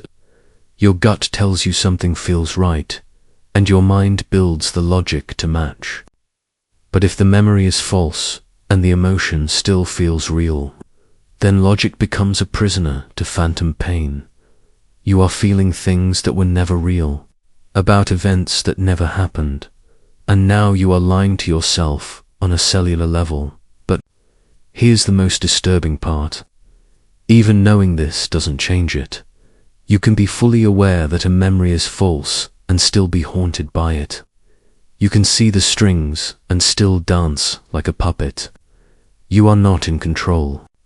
You are a theater that burns its own scripts and improvises sorrow. So let's say you no longer trust your memories. Let's say you doubt the story of your life.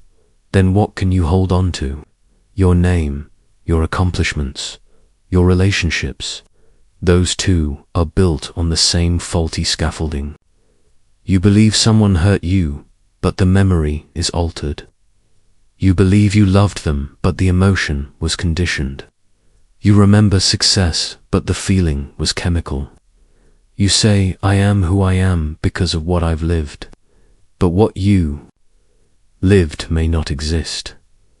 In 1973, Rosenhan's infamous experiment on being sane in insane places sent healthy individuals into psychiatric hospitals, pretending to hear voices. Once admitted, they acted completely normal. But none of the staff noticed.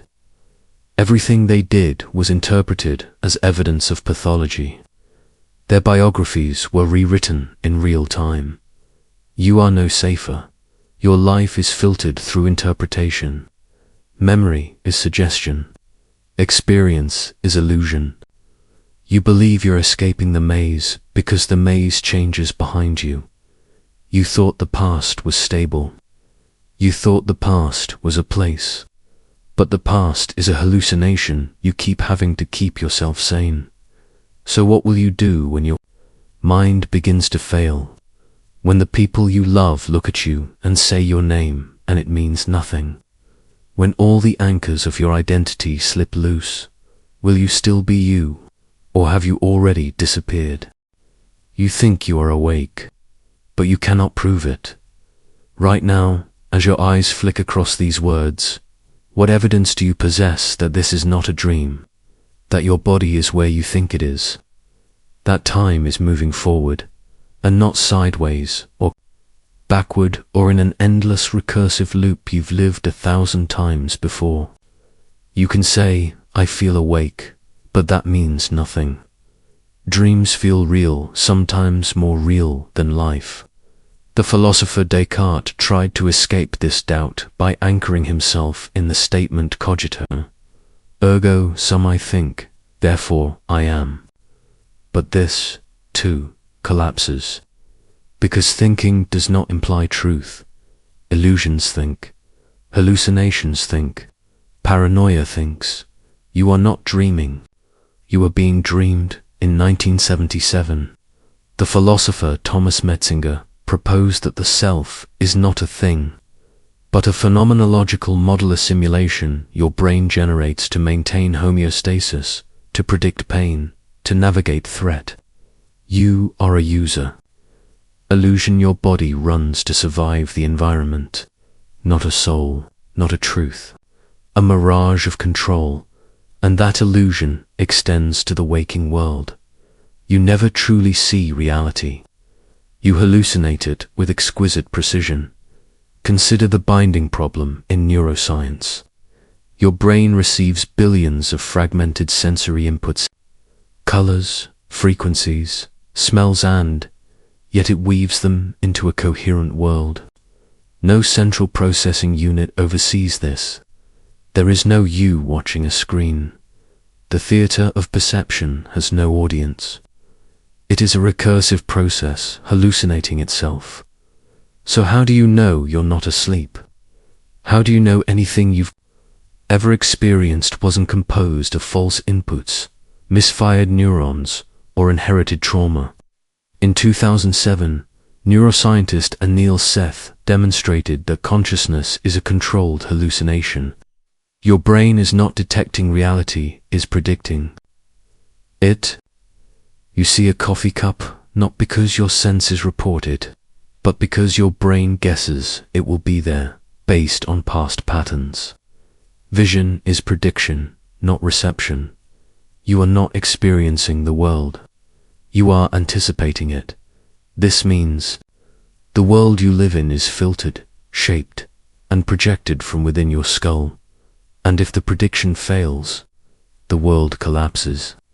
Schizophrenia, derealization, night terrors, these are not bugs. They are moments when the simulation breaks. So, what's to stop it from breaking now? What would be different, exactly, if you were already dreaming, or dead, or trapped in a simulation constructed not by machines, but by the neurological processes meant to keep you from seeing too much? Because the moment you do see too much, the real mechanisms, the evolutionary scaffolding, the brutal functions, you go mad. That's what happened to Nietzsche. He stared too long into the abyss of perception and meaning. In the final days before his collapse, he wrote letters to the King of Italy, signed the Crucified. He hugged a horse being beaten in the street and wept for its suffering. He could no longer maintain the illusion of separation between self and other. Maybe he had finally woken up. Maybe you're just beginning to. You say, there are rules. Physics exists. I can drop a cup and it falls. But physics isn't reality. Physics is our best language for the patterns we've noticed. There is no guarantee those patterns will hold tomorrow. This is inductive uncertainty. problem David Hume outlined in the 1700s. No matter how often the sun rises, you cannot prove it will rise again. You cannot prove gravity will persist. You only assume, because assumption is how animals survive. Even Einstein saw it. The most incomprehensible thing about the universe is that it is comprehensible. But why is it comprehensible? Why should a brain evolve to flee lions understand quarks and space-time? Unless it doesn't. Unless you are not understanding reality, but just reshaping it into a form that feels stable. And that feeling of stability is nothing more than a trick. Consider this. In 2016, the double-slit experiment was repeated with atoms, confirming that observation collapses quantum probabilities into classical states. What does this mean? That at the deepest level, reality does not exist until it is measured. If no one looks, the world becomes a soup of probabilities. You think the stars are out there, burning quietly while you sleep. But until photons from those stars strike your retina, your telescope's lens, they remain undefined, not fixed, not real. So how do you know your bedroom exists when your eyes are closed? How do you know your past continues behind you? How do you know your loved ones are more than placeholders in your simulation? There is a word for this vertigo: solipsism. The belief that only your mind is certain to exist. You recoil from it. You say, that's ridiculous, but you have no proof it's not true. No one ever has. No one ever will. The philosopher Bertrand Russell called it irrefutable but uninteresting. But it is not uninteresting if you are trapped in it. If you are truly alone in a dream, your mind builds from the shadows of forgotten sensations, so here is your prison. You cannot wake up, because there is no waking. You cannot escape, because you are the one constructing the walls. You cannot find truth, because every truth requires a mind, and the mind is part of the illusion. In the end, you're just a feedback loop running out of coherence, a dream dreaming itself. And even these words, this moment may be part of that recursive mirage. So tell me, if you've never truly been awake, how would you ever know when you finally were? What if memory is not something you possess, but something that possesses you? Close your eyes for a moment and try to recall the face of someone you love. You can see it clearly until you try to look closer. The features blur, the detail fades. And what remains is not a memory but a suggestion of one. A phantom held together by longing and repetition. But what if that memory is not real? In 1974, Elizabeth Loftus conducted a series of experiments proving that human memory is malleable.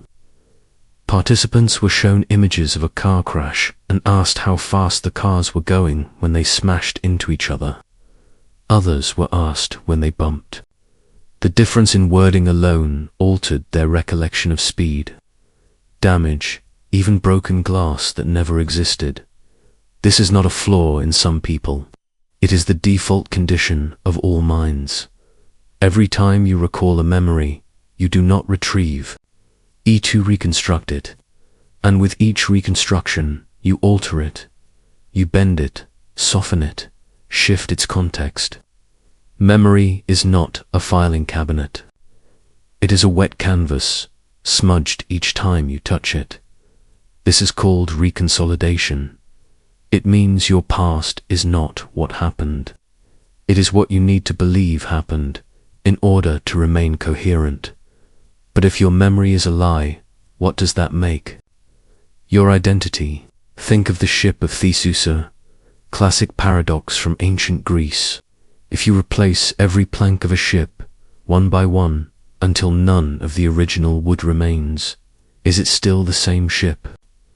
Now apply that to yourself. Every cell in your body has turned over. Your beliefs have changed. The neurons that stored your childhood are no longer the same ones firing now. You are not the person you were, not biologically, not emotionally, not narratively. You are a sequence, an illusion of continuity, a hallucinated self clinging to the ruins of prior versions of you. In 2013, neuroscientist Julia Shaw created false memories in participants by simply suggesting emotionally vivid stories. With a few nudges, people began to remember crimes they never committed, family events that never occurred, traumas that never existed. They felt true. They triggered emotion. They could not be distinguished from real memories. And what is more disturbing, your false memories do not stay in a different folder from the true ones. Your mind does not flag them. They all feel equally valid, equally you. So if some of your memories are false, and you don't know which, what part of your life can you claim as fact? Think of the implications. Every relationship you've built, every grievance you've held, every self-image you've clung to, they're not based on what happened. They're based on what you think happened. You could be hating someone for something they never did. You could be loving someone for something they only pretended to be. Now look inward.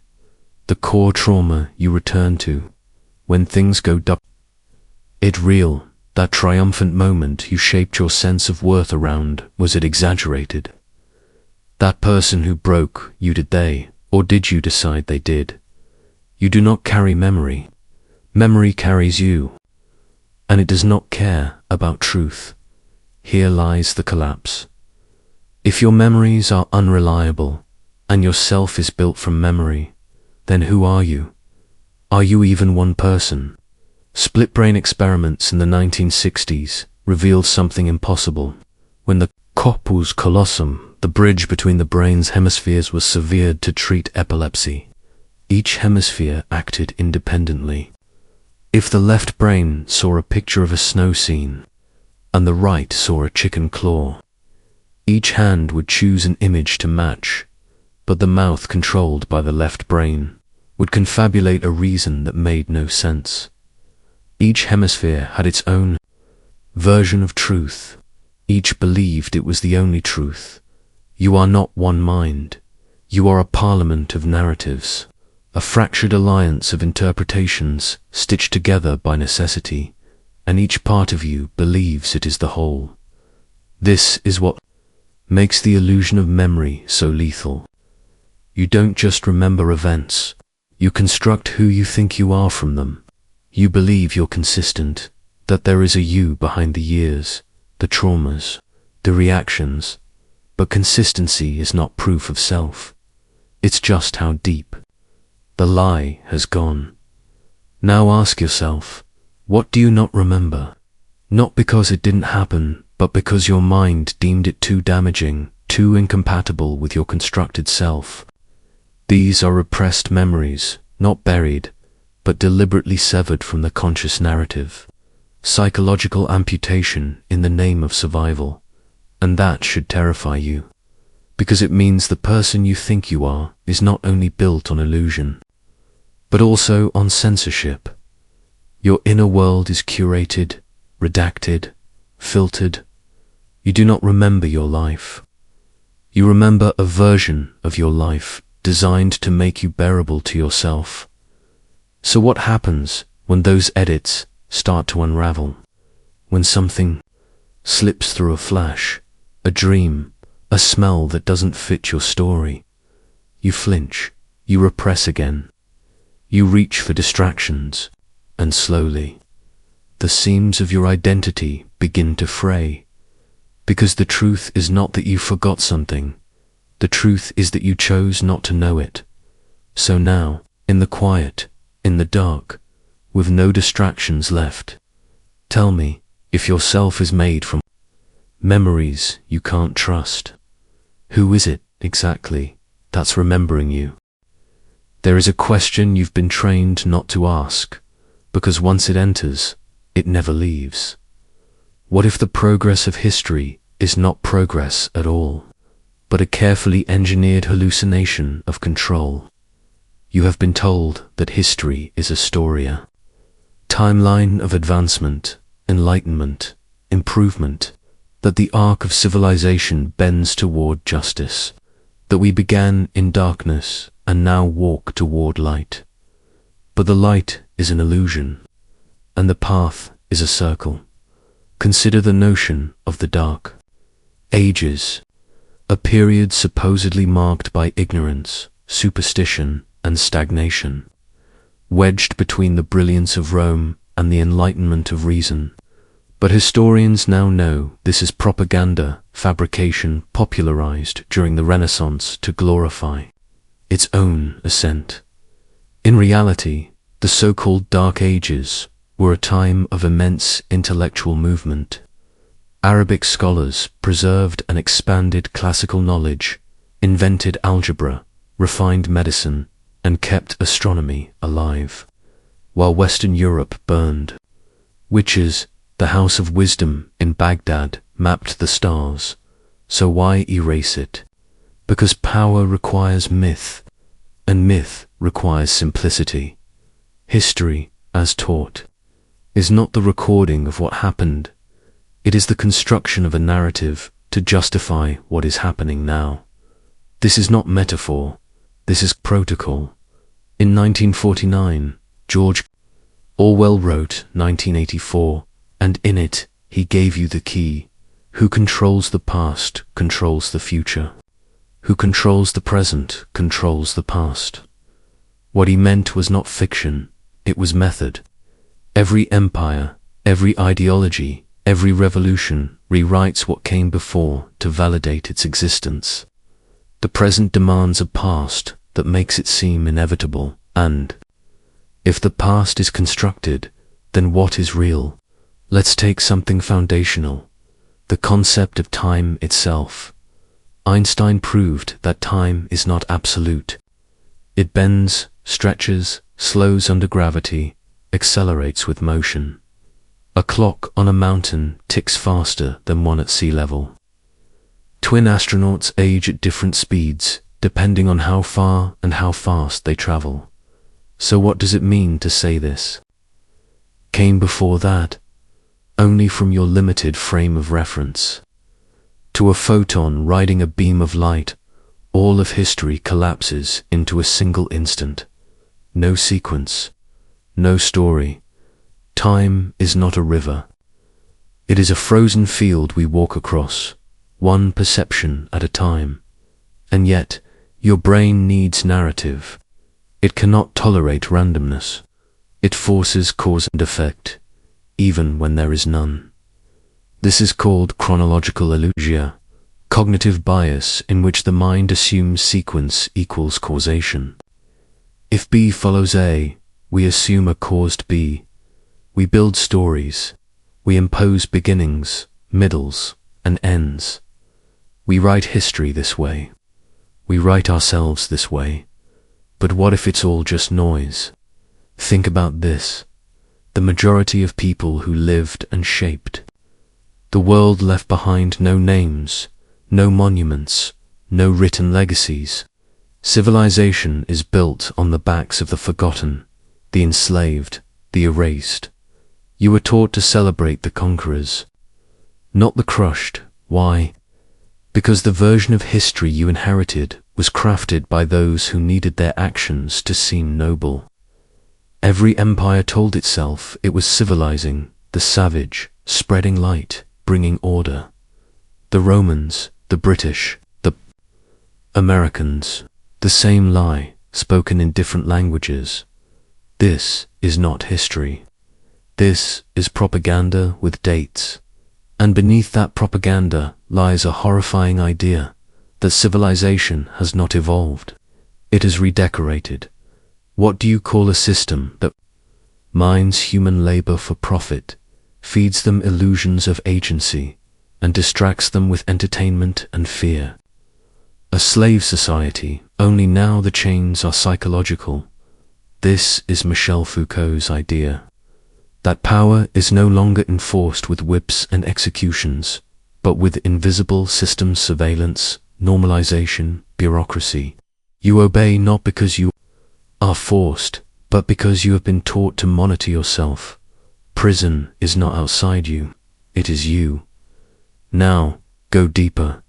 How do you know the world you live in isn't still under control by the same forces that shaped your history books? Think about Operation Mockingbird, an actual CIA program designed to manipulate media and public opinion during the Cold War. Think about how many scientific truths were suppressed because they threatened the dominant narrative. Galileo silenced by the church, climate data buried by industry, psychological experiments shelved for revealing too much. You believe in truth, but the truth you believe in has been curated. Even scientific history is not immune. Consider Ignaz, who, in 1847, discovered that doctors could prevent deadly infections simply by washing their hands. His peers mocked him, rejected him, drove him to an asylum where he died alone. Why? Because the truth made them uncomfortable. It threatened their status. It required them to accept that they had caused suffering. Now apply that to everything you know. What have you inherited not because it was accurate, but because it was convenient? What do you accept because questioning it would dismantle the structure that holds your world together? History is not a record of progress. It is a graveyard of competing lies, and even now, you are living inside a version of it that feels seamless, because the parts that don't fit have been edited out. This is the final horror. You are not at the end of history. You are inside one of its fictions. So ask yourself, if the future is built on stories about the past, and those stories are chosen, not discovered, then what exactly is steering you toward tomorrow?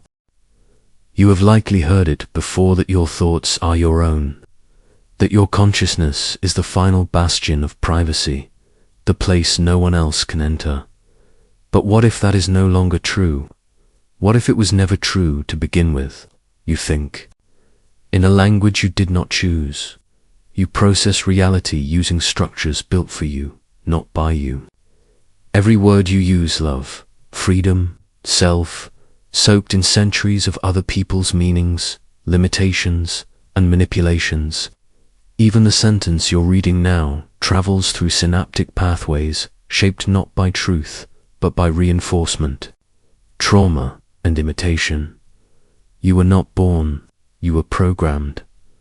Let's talk about memetics, a concept coined by Richard Dawkins. A meme is not just an internet joke, it's a unit of cultural transmission, a replicator like DNA, but for ideas.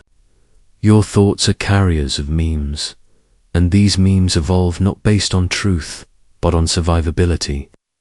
The memes that survive are not the ones that are correct, but the ones that are contagious. Now look back at your childhood, the songs that loop in your head, the slogans that shaped your values, the stories you repeated until you believed they were yours. These were viruses of the mind, replicating, embedding, infecting. Your preferences, your habits, your fears, none of them are original. They are echoes of a system that survives by thinking through you. Now consider behavioral priming. In a 1996 experiment by John Bargh, participants exposed to words associated with old age, retired, Florida wrinkle, walked slower afterward without realizing why. Their bodies responded to language like a puppet responds. 2 strings. You believe you move by will. But your will is a choreography of unseen instructions, or take subliminal conditioning. In another experiment, people shown a happy face for just 4 milliseconds before being offered a drink consumed more of it and rated it more favorably than those shown an angry face. 4 milliseconds, too short to notice, long enough to steer. You You are constantly being moved by signals you do not perceive. You think you choose what to watch, but your attention is engineered by algorithms that know you better than your family. Your behavior is predicted with terrifying accuracy: what you'll buy, who you'll vote for, when you'll feel lonely. Every action is a data point. Every hesitation is a fingerprint. The machine does not need to control you. It only needs to predict you. You have become a manageable variable in a system optimized for engagement, obedience, and profit. You are not a person to the system, you are a pattern. Now dive deeper. You've heard of mirror neuron cells in your brain that activate both when you perform an action and when you watch someone else perform it. They form the neurological basis for empathy, imitation, and learning. But they also mean something darker. Your mind does not distinguish clearly between what you do and what you see done. This means your identity can be rewritten by your environment. Violent media, propaganda, ideology, all of it shapes your inner world as though you lived it. You are porous. You are impressionable. You are open source. This brings us to the disturbing research on false memory. In 1995, psychologist Elizabeth Loftus demonstrated that people could be convinced they had been lost in a mall as a child, even when it never happened, with just a suggestion and some emotional reinforcement. The brain filled in the rest. Now ask yourself, if memories can be planted, and attention can be directed, and decisions can be primed, what part of you is truly you? Descartes said, "I think, therefore I am." But what if the thoughts are not yours? What if you are simply the sum total of external inputs filtered through a meat computer optimized for survival, not truth? Take split-brain patients, people who have had the corpus callosum severed to treat epilepsy. Their two brain hemispheres stop communicating. Show an image to the right hemisphere, and the left brain, which controls language, has no idea what it saw, but will fabricate a reason for the behavior it observes. I saw you stand up. Why did you stand up? Well, the left brain says, I just wanted to stretch, but it was a lie. The left brain didn't know. It just had to invent a story. This is what your consciousness does every day. It is not a window to the world. It is a narrator making sense of things too late, too inaccurately, and too confidently. You are not steering your ship. You are explaining its drift. Now look at the illusion of introspection. Studies show that people are terrible at knowing why they do what they do. You don't choose your beliefs. You rationalize them after the fact. You don't analyze reality. You defend your biases. You don't navigate the world. You reinforce the version of it you've already accepted. This is called motivated reasoning. It is the reason cult members stay in cults. The reason people deny facts that contradict their worldview. The reason you flinch not when you're wrong, but when you're exposed. You believe in reason, but your mind is built for stories, tribes, and survival. Your consciousness is not a lantern. It is a spotlight, narrow, selective, deceived. And what if there is no self behind it? No core, no you observing from the center. The Buddhist doctrine of anatta teaches that the self is an illusion, a temporary bundle of perceptions, memories, and sensations with no fixed essence. Neuroscience has started to catch up. The more we study the brain, the more it looks like a collection of processes. With no unifying command center, there is no soul at the wheel. There is only the wheel. So now ask, if your thoughts are planted, your memories malleable, your consciousness fragmentary, and yourself an illusion, who is listening to this right now? Close your eyes for a moment and try to remember the past, not just a memory, but the past itself. Where is it now? What is it, in truth? The past feels real, tangible, immutable. You remember birthdays, the scent of rain on concrete, the angle of light in a childhood room. But what if this is just a side effect of memory, not of time? There is no evidence that the past exists anywhere but in your mind. Physics doesn't support the kind of time you think you're experiencing. In fact, it dismantles it. According to Einstein's theory of special relativity, time is not a universal constant. It is not absolute. It slows down or speeds up depending on motion and gravity. For a particle moving near the speed of light, time almost stops. In that frame, entire centuries might pass elsewhere, while only seconds tick by. So whose time is real? Yours, theirs, the universe's. Worse still, in the block universe, Model 1 interpretation of Einstein's equations, past, present, and future all exist simultaneously. Like a loaf of bread, the universe is a solid block of space-time, and what you experience as now is just the slice your consciousness happens to intersect. The future is already there. So is the past. You are not moving through time. You are embedded in it. You are a moment that thinks it's a story, but why does it feel like time flows? Your brain is a time machine, not because it travels, but because it simulates the idea of flow. It edits, it compresses, it arranges moments into a chronology that never actually exists outside of your nervous system. Julian Barber, a quantum physicist, argues that time is an illusion born of change.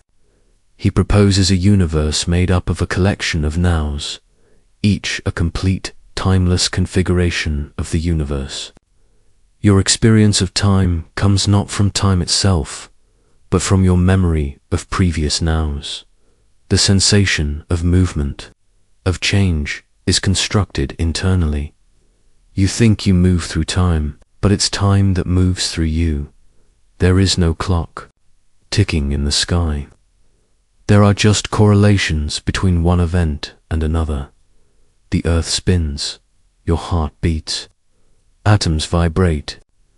But time is just the measure of those vibrations and abstraction. And yet you live your life enslaved to it. You fear getting old. You mourn the past. You chase a future that, by the time you arrive, has already crumbled into the present and begun fading into the past. You measure your worth by what you have done and how much time remains. But the moment you try to hold it, it slips. This brings us to the psychology of time perception. Studies show that your brain doesn't even track time linearly. When you are afraid, time seems to slow. When you are bored, it drags. When you are joyful, it races. One experiment placed people in a virtual reality room where a ball dropped from the ceiling at regular intervals. When participants were afraid, say, told they might be shocked, the intervals felt longer, even though the time was identical. Time is not measured by the world. It is measured by your body's panic. If you cannot measure time objectively, and if physics denies its flow, what then are you? You are a ghost, suspended in a framework of forgotten futures and misremembered pasts, wandering through a hallucinated present.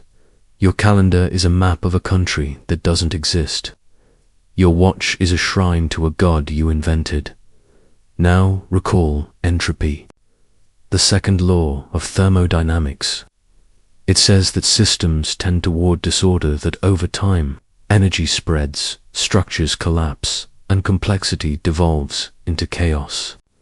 Entropy is why heat flows from hot to cold, why your body decays, why the universe will one day drift into cold silence.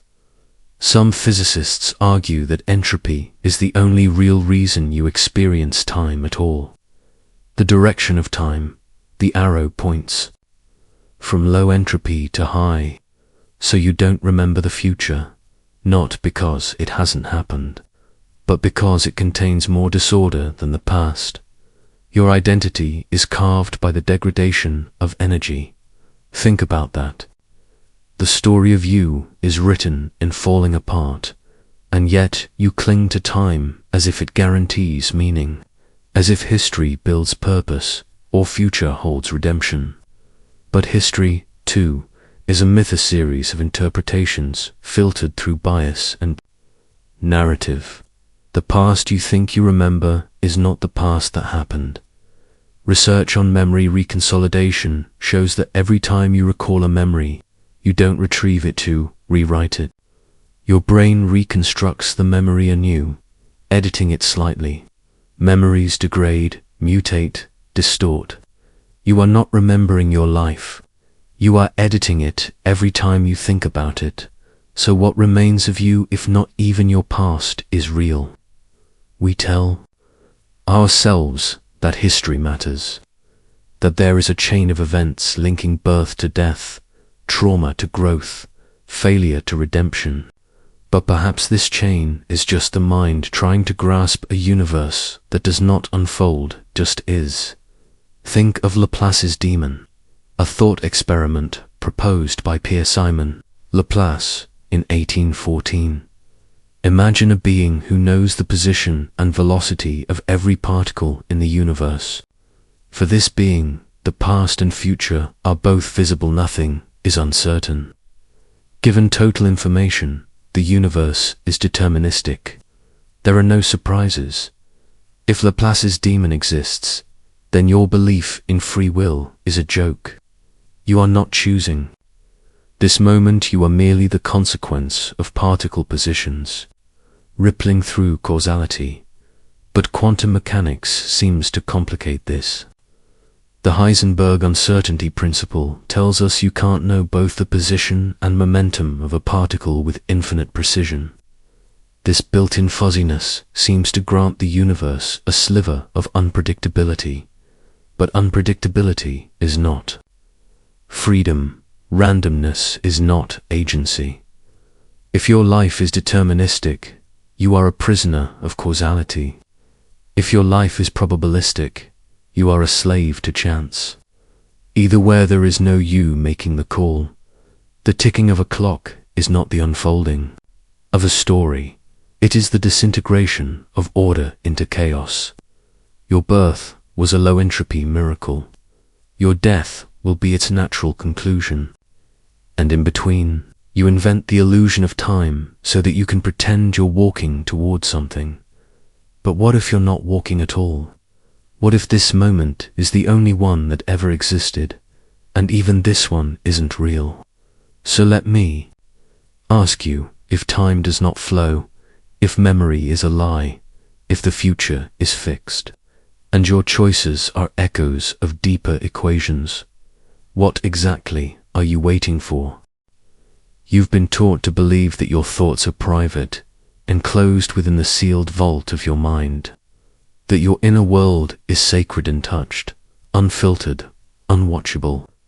But what if that wall was never real? What if your thoughts have always been leaking? Consider the unsettling implications of the Libet experiment. In 1983, neuroscientist Benjamin Libet attached electrodes to participants' heads and asked them to move their hands at a moment of their choosing, while watching a clock to report the exact instant they became aware of their decision. What he found was quietly terrifying. The brain began preparing the movement before the subject consciously decided to act by nearly 500 milliseconds. The readiness potential, the buildup of electrical activity in the motor cortex initiated the action before the subject believed they had chosen it. You do not choose to move. Your body prepares, and your mind retroactively claims credit. This discovery has been replicated, expanded, and deepened over the years. More advanced studies with fMRI scans have shown that up to 7 seconds before you make a conscious decision, brain activity can predict your choice. Your sense of will, the idea that you are the author of your actions, is not just an illusion. It's a post-production edit. You are not a thinker who chooses.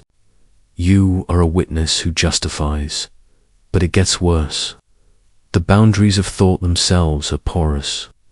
EEG and fMRI technologies can already detect patterns of neural activity corresponding to specific thoughts, visual images, and intentions. Researchers can now identify what letter you're imagining or what object you're picturing, based on nothing but brain data. What happens when these technologies advance beyond the lab? Imagine a world where your internal monologue is no longer yours, where your fantasies are not invisible, where your guilt, your secrets, your deepest shames can be rendered, visualized, recorded, where the last refuge, the fortress of your consciousness is breached. And then ask yourself, was it ever private to begin with? In a phenomenon known as theory of mind, we constantly simulate other people's thoughts. Your brain is biologically wired to guess what others are thinking, feeling, intending. But this simulation is recursive. You imagine what they imagine. You're thinking, you are performing a version of yourself you believe others believe you are. You are already outside yourself, playing a role for an invisible audience. And this audience exists even when you're alone. This is the looking glass self, a concept from sociologist Charles Horton Cooley. Your self-image is constructed through the imagined perception of others. You think of yourself as kind, clever, ugly, powerful because you imagine others see you that way. You never had an identity of your own. You were always a reflection. Even your private sense of I is a stage rehearsal. Now combine this with the default mode networker system in your brain that activates when you're not doing anything in particular. It is responsible for self-referential thought, daydreaming, autobiographical memory. This network consumes vast cognitive resources, working even when the external world is silent. You are never alone with your thoughts. Your brain is narrating you even when you don't ask it to. But where do those thoughts come from? Modern neuroscience increasingly suggests that the self, the conscious narrator you identify with, is not the originator of thought. Thoughts appear unbidden from neural processes outside your awareness. You don't create them, you only hear them. You are the last to know what your brain has decided. You are the radio, not the signal. Think about split-brain patients, people who have had the corpus callosum, the bridge between the two hemispheres of the brain, severed. In these cases, each hemisphere can function independently. One side of the body performs actions the other cannot explain. In one famous experiment, a patient's right hemisphere unable to speak was shown a picture of a snow scene. The left hemisphere was shown a chicken claw. When asked why the patient picked a shovel and a chicken, the verbal left hemisphere, which didn't see the snow, explained, "The chicken claw goes with the chicken, and the shovel is to clean out the chicken." Coop, a lie, an invented narrative, the brain covering for its own blindness. This is called confabulation, the process by which the brain fills in gaps with invented explanations, believing them to be true. You do this every day. You fabricate motives for actions you did not initiate. You rationalize choices you did not make. You are not a liar. You are a fiction told to itself. Your consciousness is not a captain steering a ship. It is the ship's press secretary, announcing decisions after they've already happened, pretending they were yours. Now consider mirror neurons, cells that fire both when you perform an action and when you observe someone else perform it.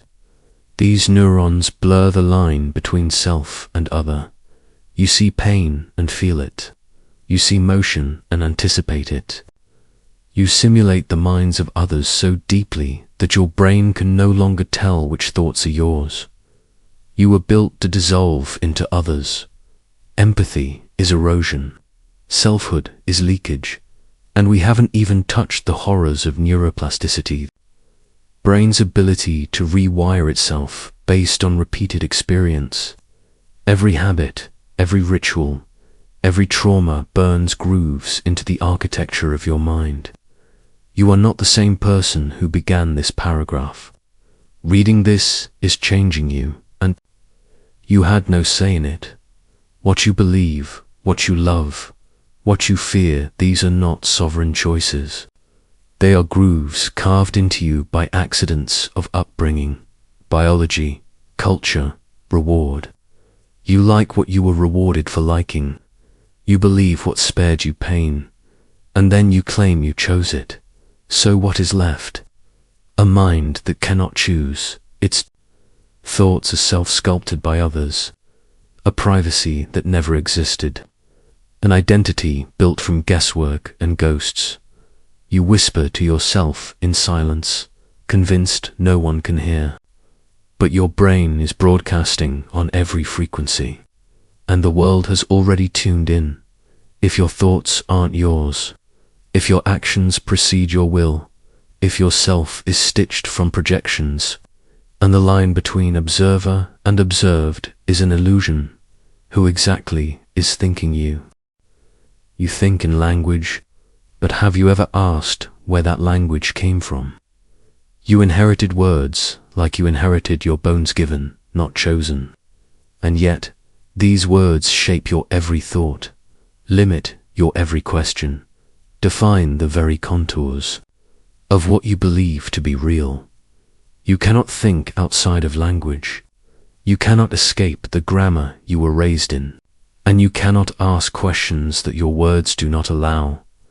This is the invisible prison of linguistic determinism, the idea that language does not just express thought, but creates it. The Sapir-Whorf hypothesis suggests that the structure of a language shapes the worldview of its speakers. Time, space, emotion, these are not constants. They are grammars. In Hopi, there are no tenses like past, present, or future. Time flows differently. In Pirahu, there are no numbers, no words, for one, two, or many. In certain Aboriginal languages, direction is absolute. There is no left or right, only north, south, east, west. Speakers always know where they are. You do not. You do not see the world as it is. You see the world as your language allows you to. And your language was built by strangers long dead. So the question emerges, whose thoughts are you thinking?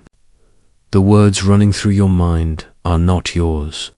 They are colonial, passed down through empires, cultures, scripts written by victors, myths repeated by the obedient, metaphors inherited from ancient, frightened men who needed to name what they did not understand. You use the word mind and think it points to a thing. You say truth as if it's a destination. You invoke I like it's a single point instead of a history of shifting masks. But beneath these words is a terror, that everything you know is a translation of a misunderstanding. Consider this, translation is loss. A thought in one language cannot be perfectly rendered into another. Meaning slips, concepts mutate, emotional tones fade, and yet your entire understanding of ancient philosophy, science, religion, and even your own cultural roots is translated, filtered through languages that didn't have the same metaphors, filtered by scholars, censors, kings, and algorithms. You are reading ghosts through a glass of static, and you call it knowledge. Even the structure of your logic, what you think of as reason, is linguistic. The law of non-contradiction, cause and effect, identity, they are not universal truths. They are linguistic habits, born in Greek syllables, coded into Latin, and programmed into modern thought. There are languages that don't use nouns the way yours does. There are languages without pronouns, languages where objects are not categorized by shape, but by purpose or texture, where the line between subject and object, between self and other, is blurred, erased. In these worlds, identity is not something you own, it is something that happens, but you were born into English, or something like it. A language of ownership, of sharp divisions, of clear subjects and definite objects. A language built for trade, conquest, law, and control. A language that trains you to say, I have a body, instead of I am a body. To say, I think, instead of thought occurs. What if your suffering is not even yours? What if it's just a structure misfiring through an inherited syntax? Take this further. Every time you describe pain, love, longing, you are pulling from cultural scripts. You learned to say, I'm broken, because that metaphor exists in your language. But what if your language only has metaphors for machines, and none for ecosystems? So you see yourself as a broken engine instead of a burned forest. And then you wonder why nothing heals, and even more sinister, your emotions themselves are shaped by language. Studies have shown that if a culture lacks a word for a feeling, its speakers are less likely to report having that feeling. No word, no recognition. If there is no name for your sadness, how would you know to feel it? This is not abstract, this is biological. Language rewires your brain. Bilingual individuals have different neural responses depending on the language they're thinking in. Their moral judgments, their sense of self, even their memories, shift with the tongue they use. What does that mean for you? It means your soul changes when you switch languages. It means your memories are not fixed, they are rewritten every time you recall them in the language of the moment. And it means that your mind is not stable. It is a puppeteer with a dictionary.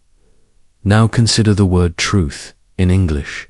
It suggests objectivity, certainty, but in many other languages it implies process, unfolding, uncovering.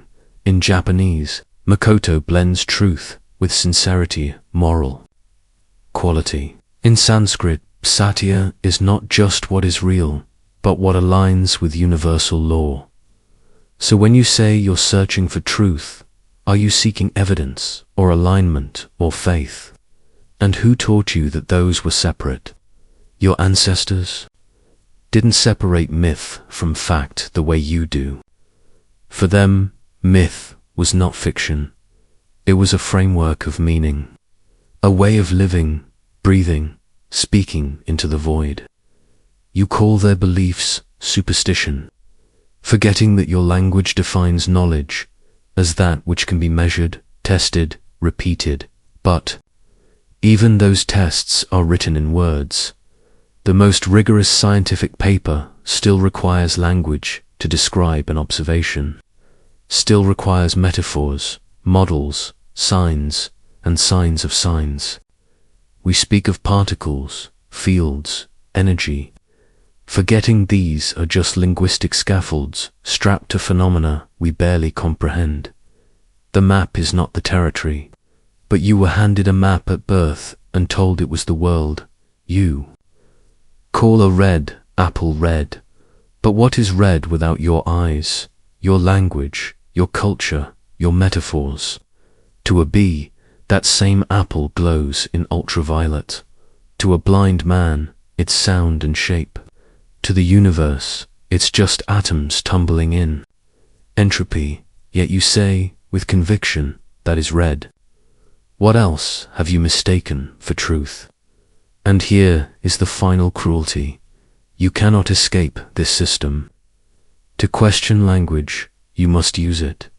To doubt your thoughts, you must think.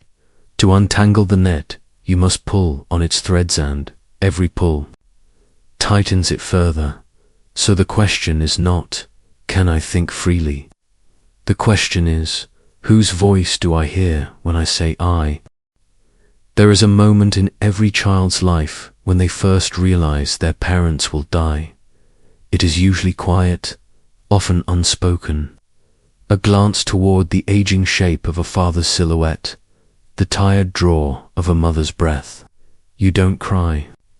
Right then, you simply feel it's something collapsing under your skin, an invisible floor you didn't know was holding you up, beginning to give way. Now consider this. That moment never stopped. It only buried itself deeper, evolved, multiplied, became the architecture of your every belief in continuity. Because the greatest lie you've ever told yourself, the most essential myth you carry without blinking, is that the past is stable. But it isn't. Not in your mind. Not in the world. History is not a story. It is a sediment of collapsing interpretations. Let's begin simply. What do you remember of your own childhood? Name 10 events. Can you? Are they accurate? Now consider this. Every time you recall a memory, your brain rewrites it. This is not metaphor. This is well-established neuroscience. Memory is reconstructive, not reproductive. Each act of remembering is not retrieval, it is recreation, like a painter redoing the same portrait by hand every few years. Introducing flaws, adjusting shadows, exaggerating shapes, until one day the face staring back is no longer the original. Your childhood never happened the way you remember it, and the more often you recall it, the more it mutates. But let's go wider. Let's leave your family and enter the greater myth, human history.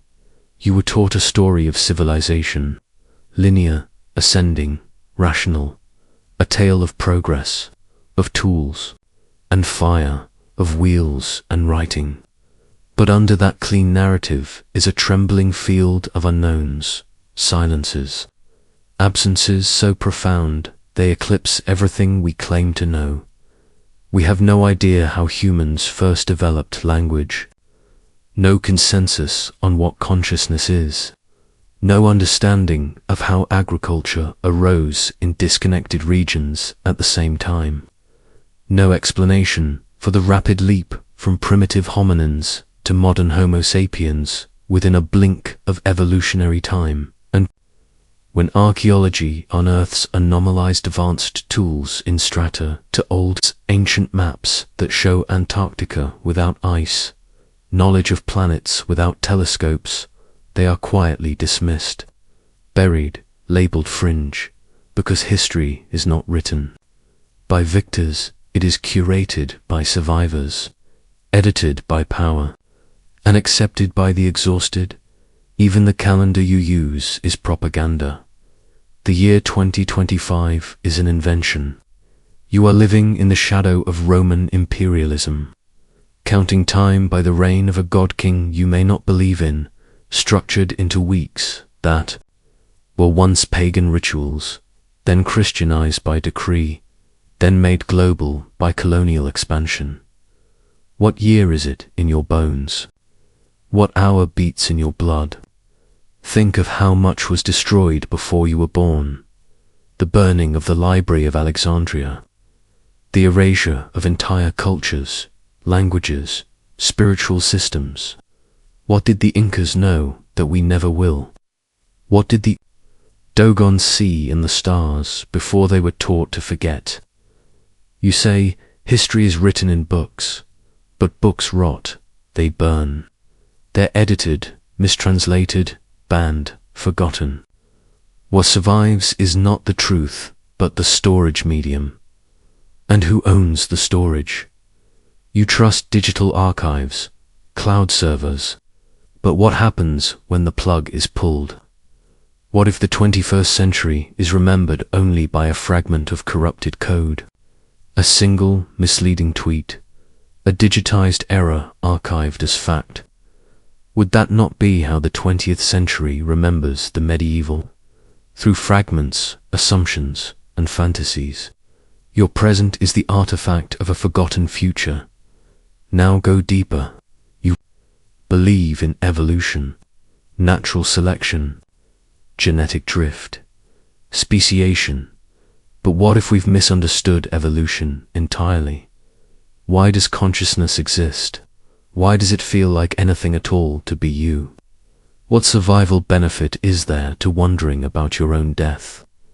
This is called the hard problem of consciousness. Why subjective experience? Why not just behavior? Input gives output. Why should atoms thinking about atoms feel anything? There is no answer.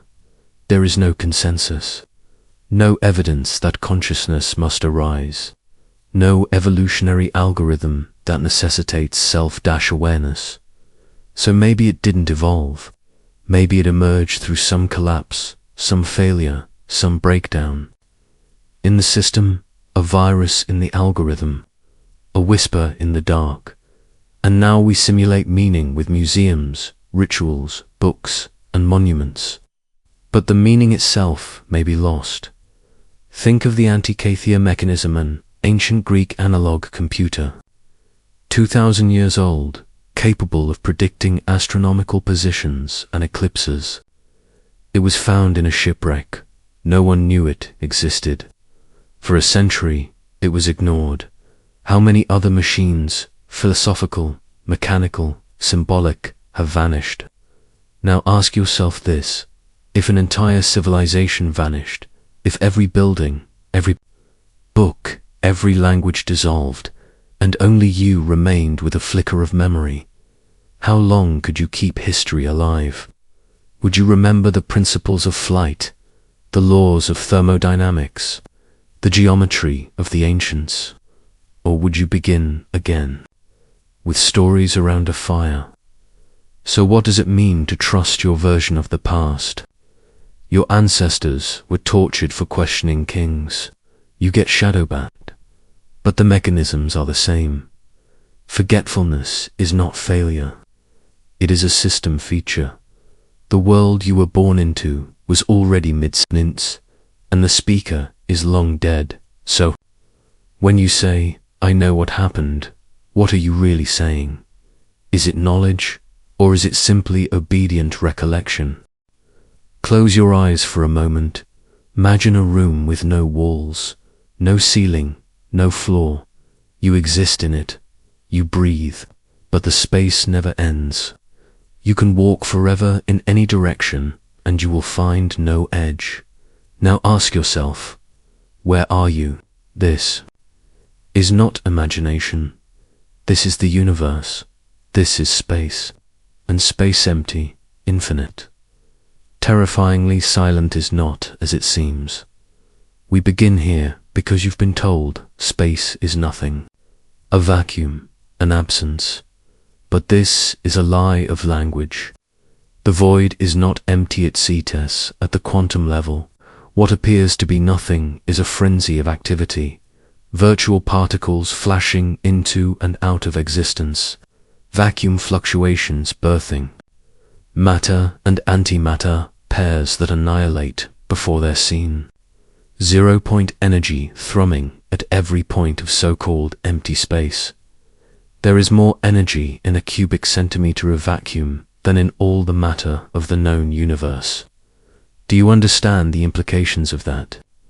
What you call nothing may be everything, humming below perception, a waiting storm of potentials that only appear still because your eyes are too slow to see. But this raises something more disturbing. If the vacuum is not empty, what is space?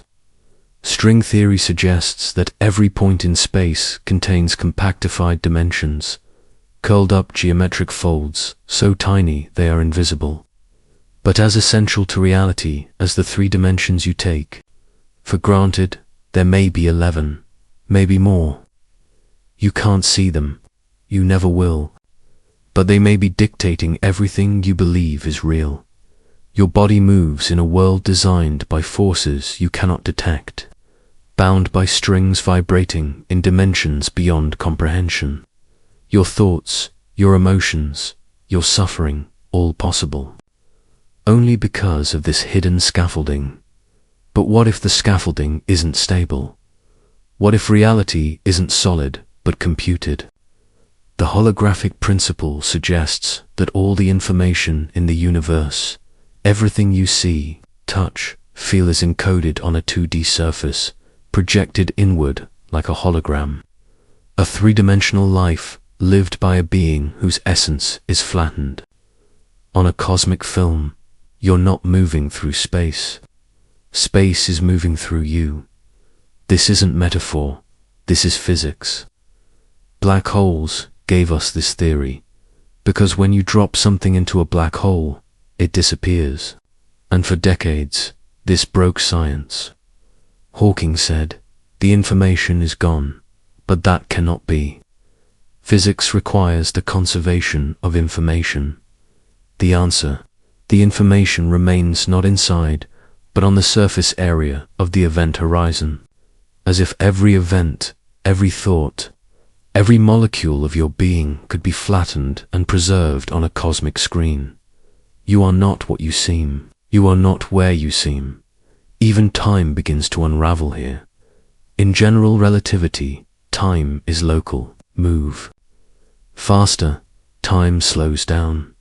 Stand near a massive object. Time bends. This is not a trick of perception. This is physical law. So when you sit next to someone, your time is not their time. You are already living in separate universes, barely overlapping, and yet you trust clocks. You trust cause and effect. But quantum physics says otherwise. In certain experiments, the order of events is not fixed. One particle's behavior can depend on a future measurement. This is called quantum, RETROCAUSALITY. Do you understand what this means? It means that time does not flow, it loops, it branches. The arrow of time you rely on is an illusion, carved by entropy, not by nature.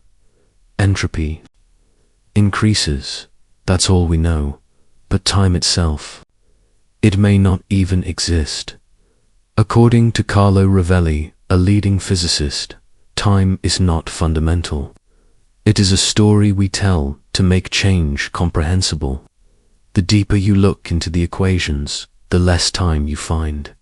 You are living in a world that may not have a past, only relational states, only correlations between particles, and what you call the present may simply be the arrangement of information most accessible to your biological filters. You are not in time. Time is in you. Let that settle. Now look up at the stars. The photons hitting your eyes left those stars thousands, sometimes millions of years ago. You are not seeing the present. You are seeing a ghost. A sky of corpses, some of which died before. Your species even had language. So what is real if you observe only signals delayed by time, warped by gravity, filtered through a brain evolved to survive? Not understand then, how much of reality do you think you're actually seeing? There is a term, the cosmic censorship hypothesis. It suggests that nature hides its singularities, that the true horrors of space-time are concealed behind event horizons. Maybe not just in space, but in mind. Maybe you've never seen reality, because you can't. Because if you did, something inside you would collapse. What does it mean that the universe is expanding? That space itself is growing, stretching between galaxies like pulled fabric, that every second, everything gets farther apart, and the farther away something is, the faster it recedes, until at the edge of the observable universe, galaxies vanish into darkness, moving faster than light, never to be seen again. You live in a universe where most of it is gone, not because it exploded, because it moved too far to matter. You are alone, not by accident, but by design. And here's the final turn. According to cosmology, the universe will not end in fire. It will end in heat, death or cold, stretched silence. Entropy maximized. No stars, no movement, no thought, just darkness. Not because of malice, not because of choice, but because of the law of thermodynamics. So now you breathe, you listen, you think, but everything around you is unraveling. The floor beneath you is collapsing. The time inside you is fraying. You are a memory being rewritten in a universe that does not know you exist. So the question isn't where are you, or who are you. The real question is, what is holding you together at all?